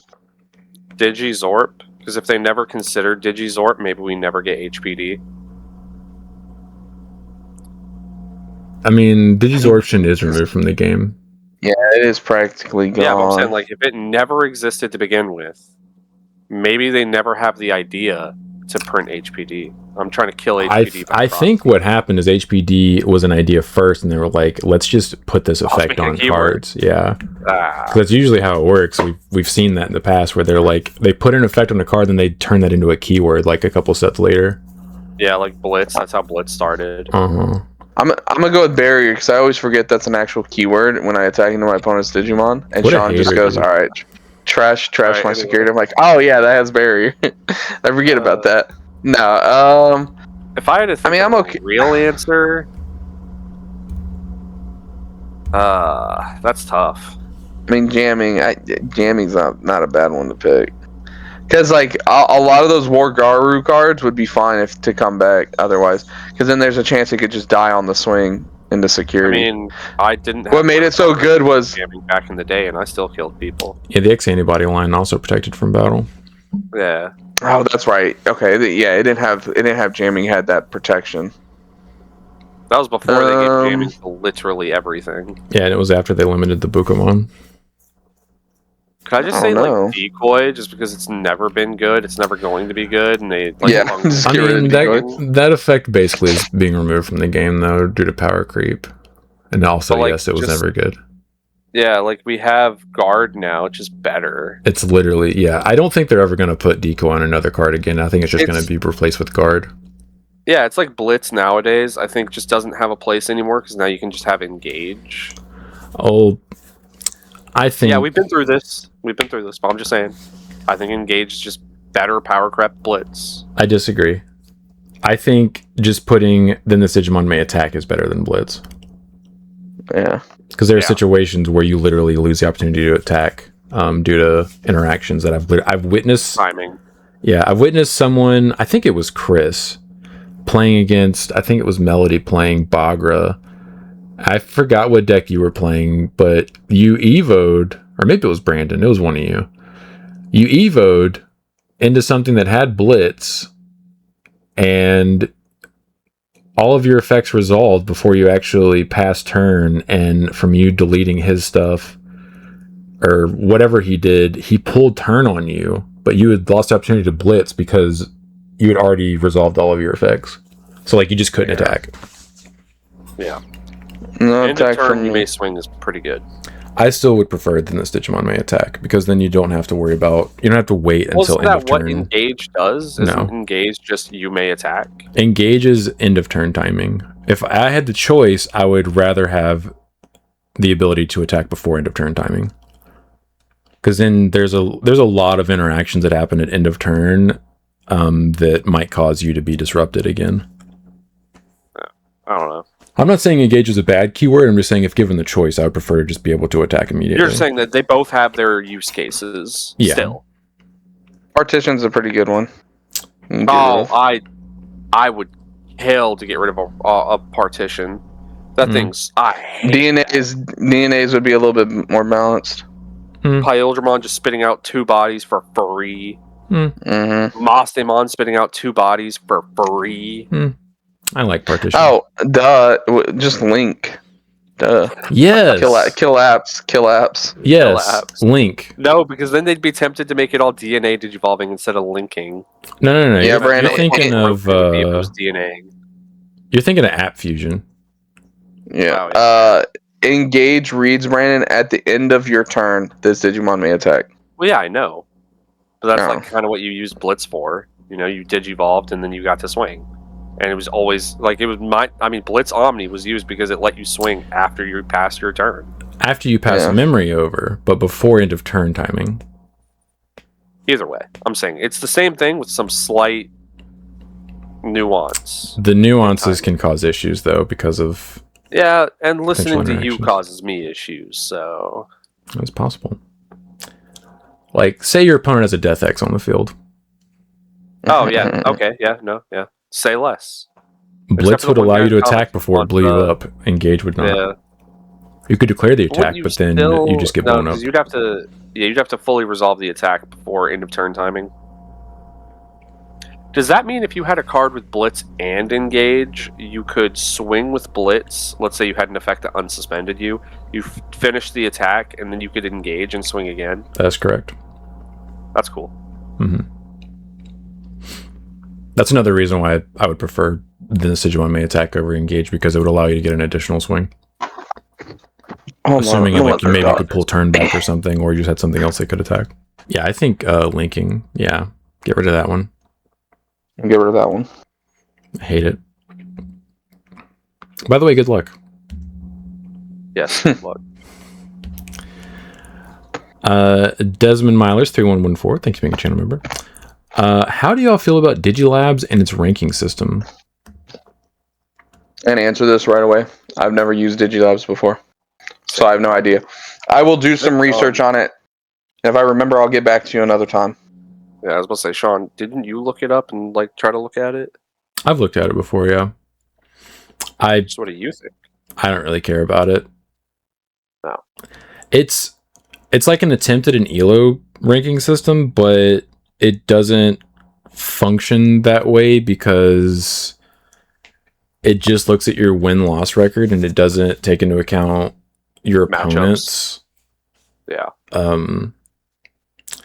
So like you could be beating up on people that suck at the game and just be climbing super high. Yeah, like your locals is full of like a bunch of new players and you're just like absolutely dumpstering them. Yes. I think it's a cool concept, and it's nice to look at some of the stats as far as like tournaments and stuff. I like that part the best. Huh? Just some refinement is needed. That was so funny. I don't know if it'll ever get to the point where like it actually functions as like a true ELO system, but I do like the fact that I can just look at tournaments and like see the breakdown and stuff. I think that's interesting. That's actually it is.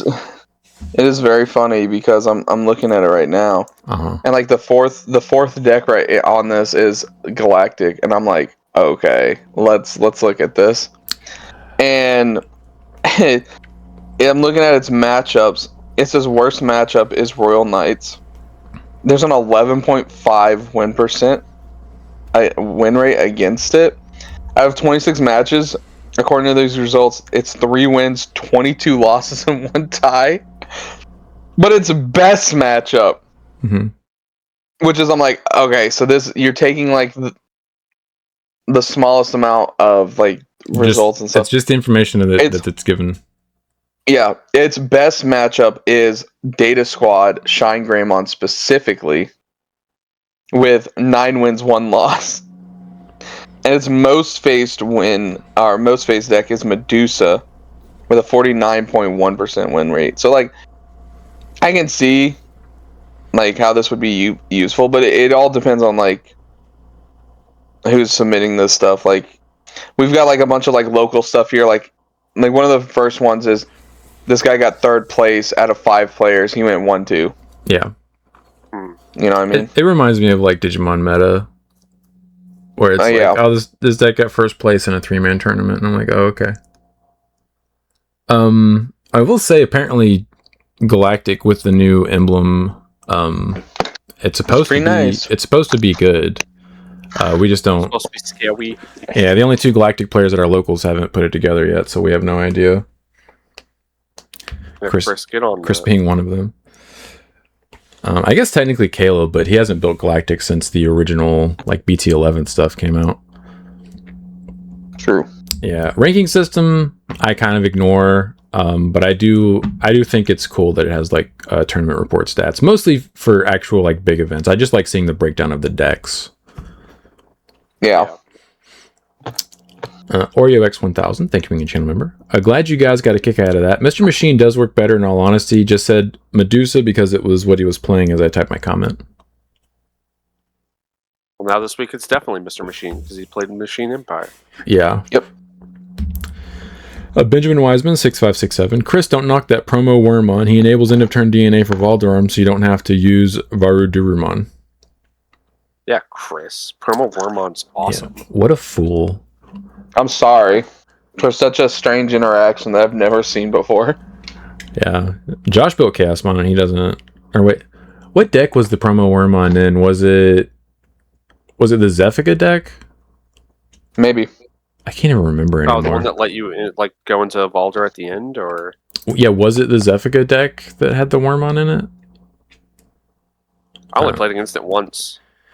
Josh has played so many weird decks.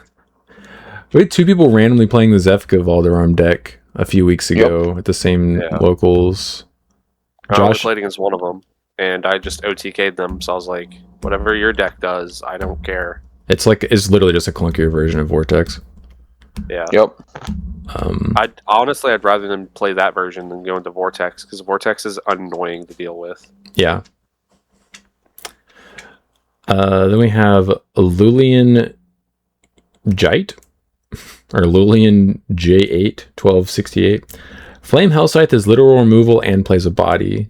Then it has the painting the nails. Stop. Stop talking about it. We don't need more fuel for Sean to be like, Monstermon dual card's coming, guys. It's coming. It's going to be so broken. It's going to be the best thing ever. They're going to print it. I'm going to love it. It's going to be great. We don't need that. I mean, it's quite possible we might be getting one in BT26 with the little sprinkle of Nightmare Soldiers stuff we've seen so far. Yeah, but it's not on the uncut sheet, so... That just means it doesn't have an alt art. That is a good point, though. Yeah. It's going to be good, and it doesn't have an alt art. Go look at our ban list, Brandon. How many cards? Monstermon's going to have an alt art. Yeah, but it'll have an alt art. You were telling me they're not going to make mommy, like, Jabate to get the Gooners on the... You do make a good point. It most likely won't be in BT26 because it most likely would have an alt art. Yeah. Yep. However... You're telling me you'd rather your new dual card Monstermon be a rare? I think eventually it would get an alt art regardless of the first printing. But I would like to have it. It could be a common for all I care. Just having one would be sick. I don't believe you in the slightest. Would I prefer it to be an alt art? Absolutely. Would I rather have it now and it be a common versus have it an alt art a year from now? I'd rather have the common. Anyways. John, get ready because you're going to be here for a second on this one. This is a scroller. Oh my god, dude.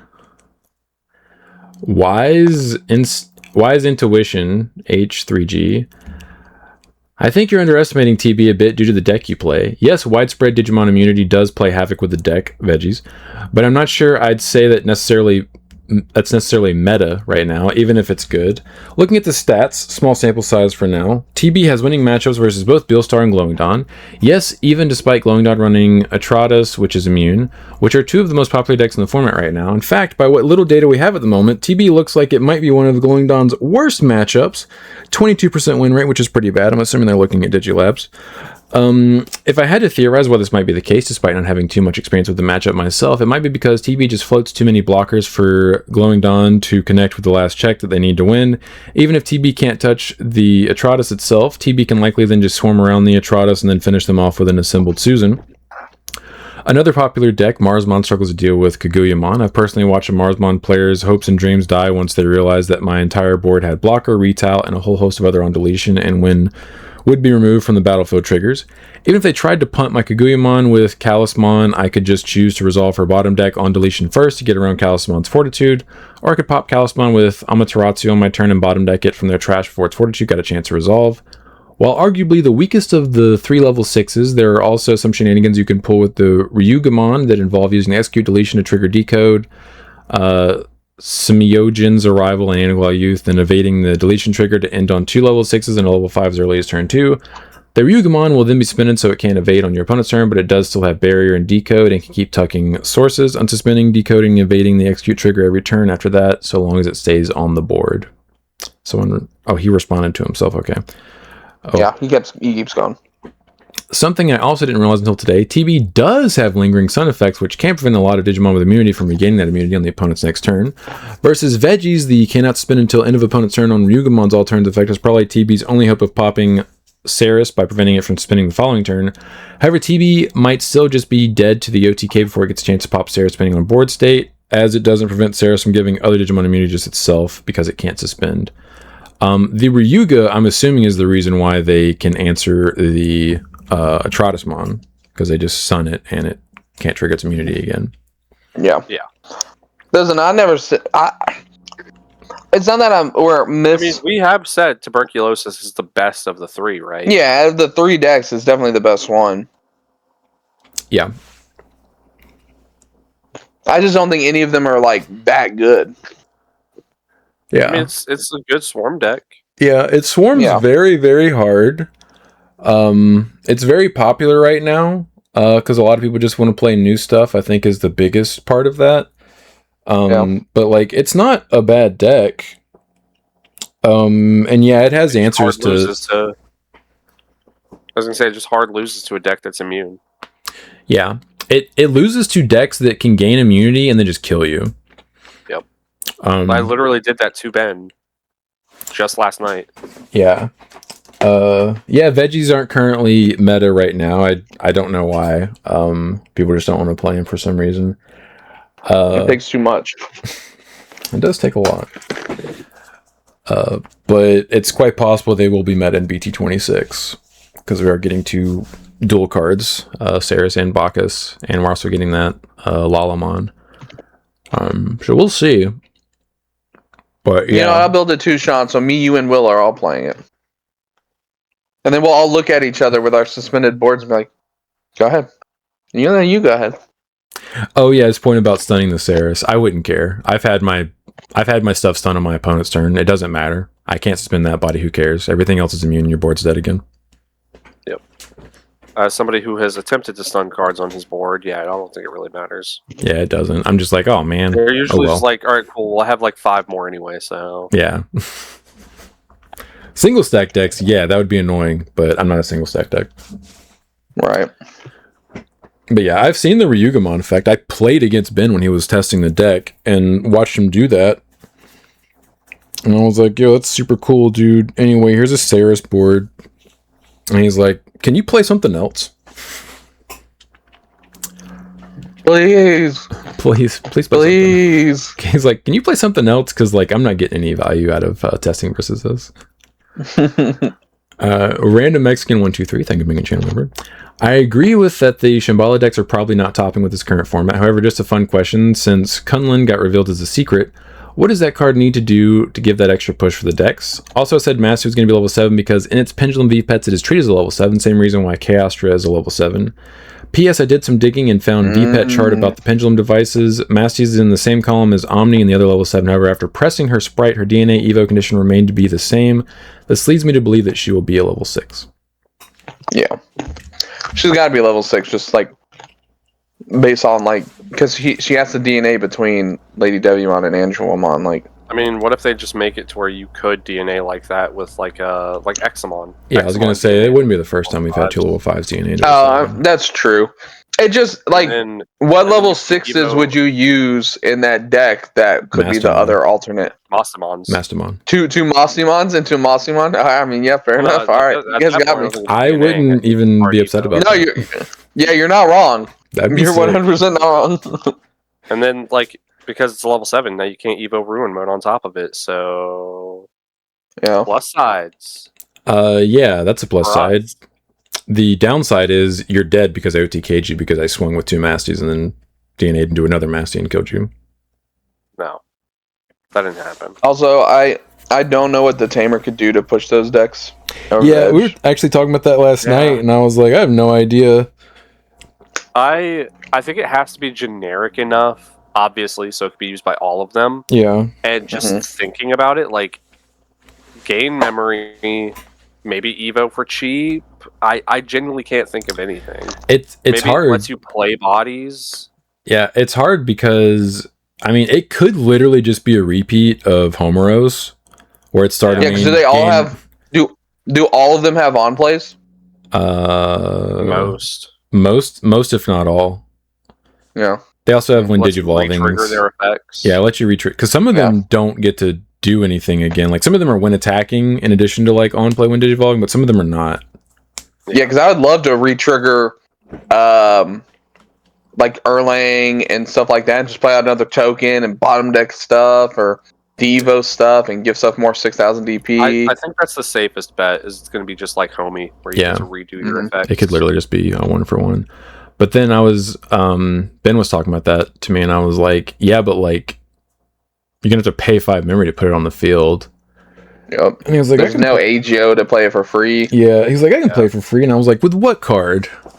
And he DGO, guys, the White Tamer. That's one memory. All the white cards that are in the Kunlun decks. He did actually find a card that he could play for free with, and it's the Kaguyamon effect. But so the best of the 3. Amaterasu is pretty good. Yeah. Well, I was talking about the decks in general, not sixes. I'm saying the tuberculosis. Oh yeah. Only tuberculosis as of right now. I haven't read all of the cards to determine how many of them can play for free, but it looks like, well, I guess the 4s can play it for reduced cost, assuming that it has the right traits, like those 4s that let you use or play. Yeah. Also, when you be able to do it off the field spell for Virus Busters lets you play something with a reduced cost. It has to be the same level as what you're attacking with. It's only in Digimon. Never mind then.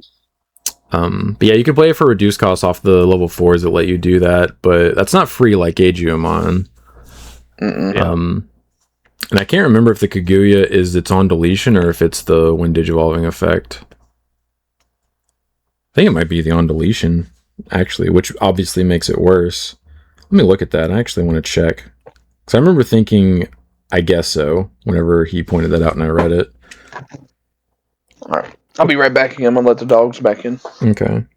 No, it's the on play when digivolving when attacking. It's the once per turn effect. It has to be from your trash. That's what it is. Which you can discard cards and put it in your trash to play for free, but still, like, that's a lot of steps instead of just Evo or promote my level 4. Yeah, and he has to make room to put it in his deck as well, and he refuses right now to make room for dual cards so he can out Digimon immune dudes. Yeah. I am still surprised he lost to Rebootmon. Now that I'm reminded that the Ryuga can stun stuff. Although, never mind. Reboot can re-trigger his immunity by just linking. Never mind. Oh, yeah. It's the Atratus that gets hard cucked by that.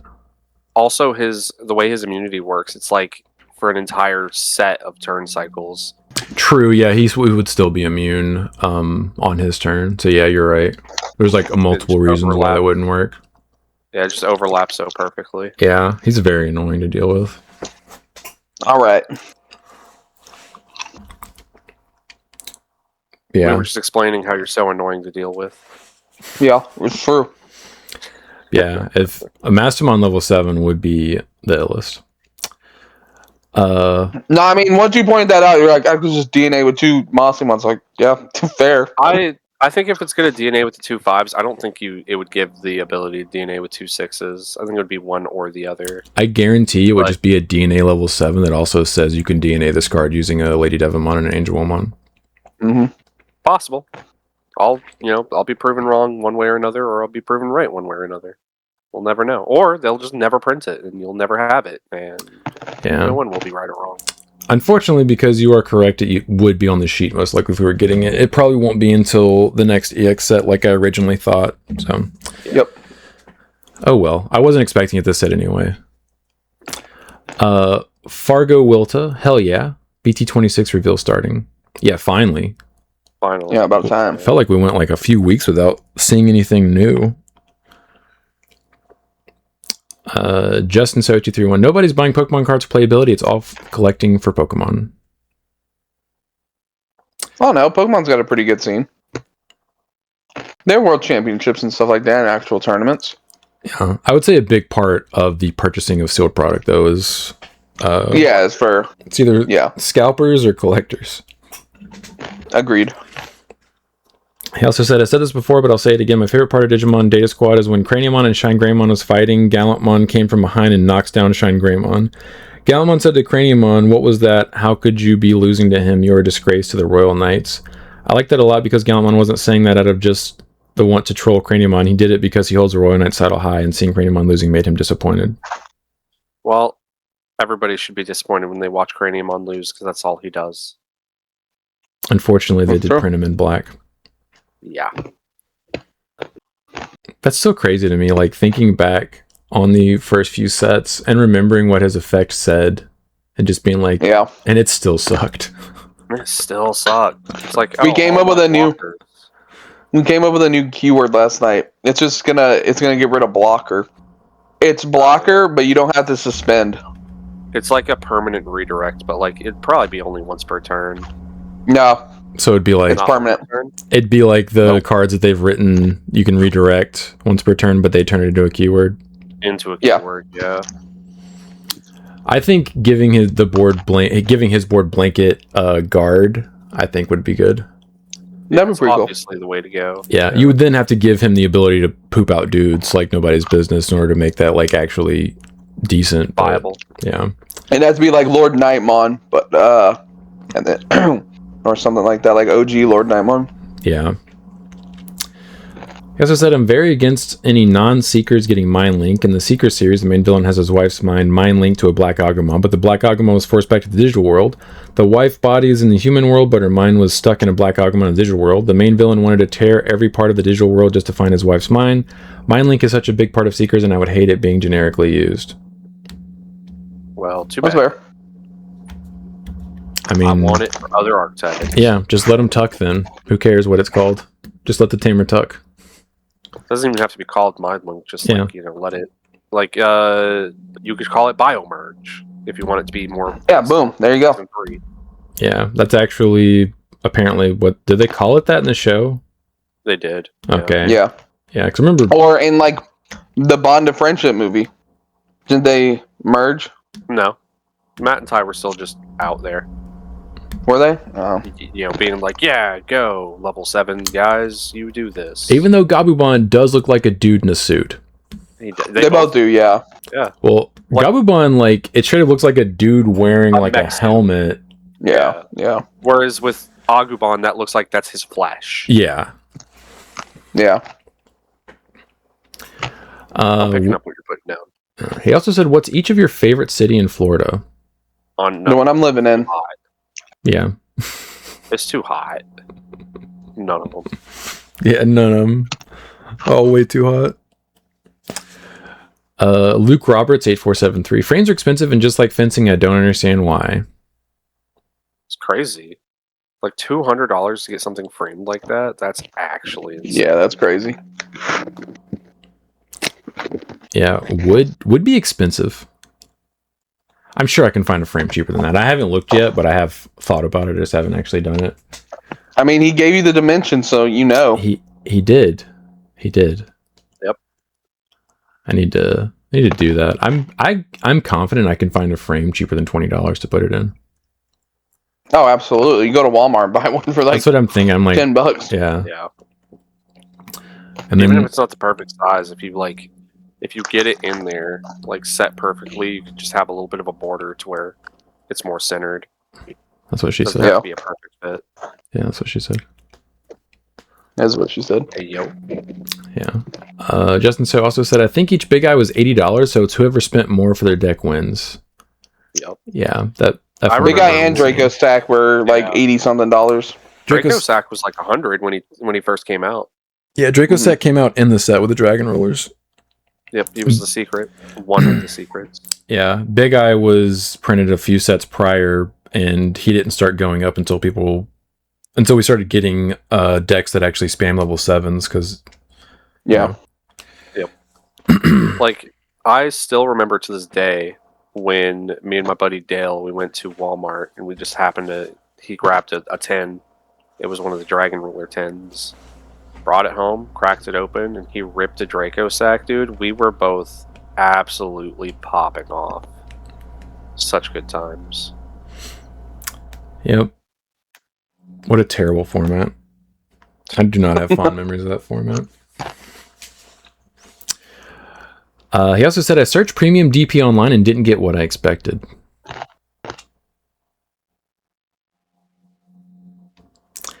Hey, you.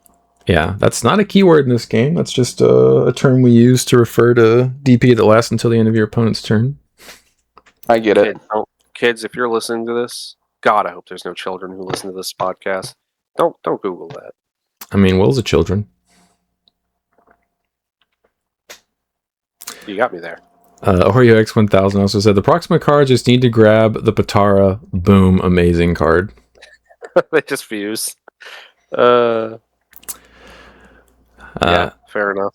He also said, veggies is why I play Habakiri and Numemon. Someone out there doing God's work. Still playing Numemon. He said, this is mine now. Yeah, I mean, it's just a generically good yellow option card. I have a couple in my Dynast deck, if you guys were paying attention to the tournament recap. Yeah, when you went into it, I was like, yeah, that makes sense. Yeah, not only does it DP minus, which is real cool, it also trashes my security and recovers, and potentially trashes your security. Yep. Everything about's good. The fact that it's a virus sucks. I wish it was a data, but other than that, good. Yeah, Habakuri does hurt veggies, but Just a little bit. yeah, you can play around it, or you can attempt to by just not passing the turn with like a whole bunch of dudes that just lose to the minus 5k effect. Right. But I mean, that's easier said than done. It just kind of depends on what your hand looks like.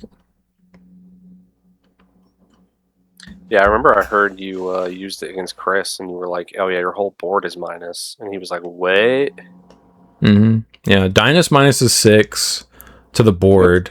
Revelation of Light minus is 5 to the board. Habakuri minus is 5 to the board. Like there's situations where you can't even play level 7s.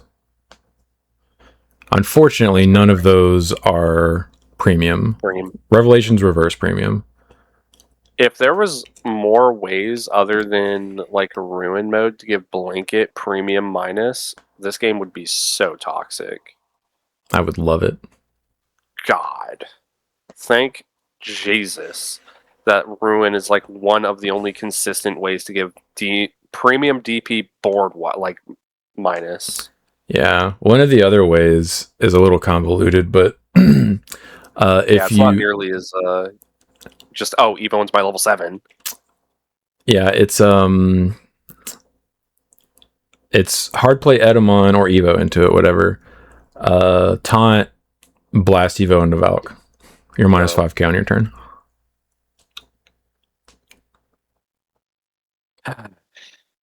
That always felt real nice. Anyway, then on my turn, I just Evo that Valk into a rune mode. Do it again. Yep. Do it again. Here's another turn. Does it feel as cool, considering eventually you will have to lose 4 memory when the... Yeah, just don't swing with it. Yeah, just never swing with it. Yeah, you've probably already killed your opponent by that point, so who cares? Yeah, your opponent's already extended their hand and been like, alright, you got this one. Yeah, maybe I should play Valk and Dynus. Oh god, we're giving him ideas. You're not. Nothing you guys say will most likely be something that I haven't already considered. It's possible. Wow, listen to this dude. It's possible, but I don't think you understand how hard I've been theory crafting. Cook. He pulled up every single card that was even slightly yellow and was like, I gotta read them all. Yep. Yeah, I spent a lot of time reading every yellow data card. And then I was just like, screw this. Yellow viruses, yellow vaccines. Nah, data is what you want because it's searchable, yellow and unknowns. Also you can protect it. But yeah, there's actually a few cards that I wish were data, and if they were, 100% would play them. Yeah, like there's no good level 7 yellows that are data. Unfortunately, it's like Catboy and one other guy, and it's the Wind Guardian guy. Oh, yeah. It's Nature Spirits and Wind Guardians, and both of those are just like, unless you're playing that archetype, like they don't really do anything. What's the point? Right. Yeah. Unfortunately, all right, Brandon. It's a vaccine. Yep. Sign us off. Yep. Let's get on out of here. Excellent. Sick. All right. I'll see you boys Tuesday. I'll see you next Tuesday. Sean, don't forget that Melga. I'm gonna get it from you. Oh, let me do that right meow. And whatever cards Will was asking for. Oh, I can't do that right meow. That requires me to pull out my bulk from 2 different sets. But I will do the Melga because I have an unread message from Will to remind me about that, but I don't have anything about the... Okay, I was like, did I lie to you? Where is it? There it is. All right. It's out on my on my mat, so I'll remember whenever I come back in here. All right. I'll see you guys later. All right, later. Bye.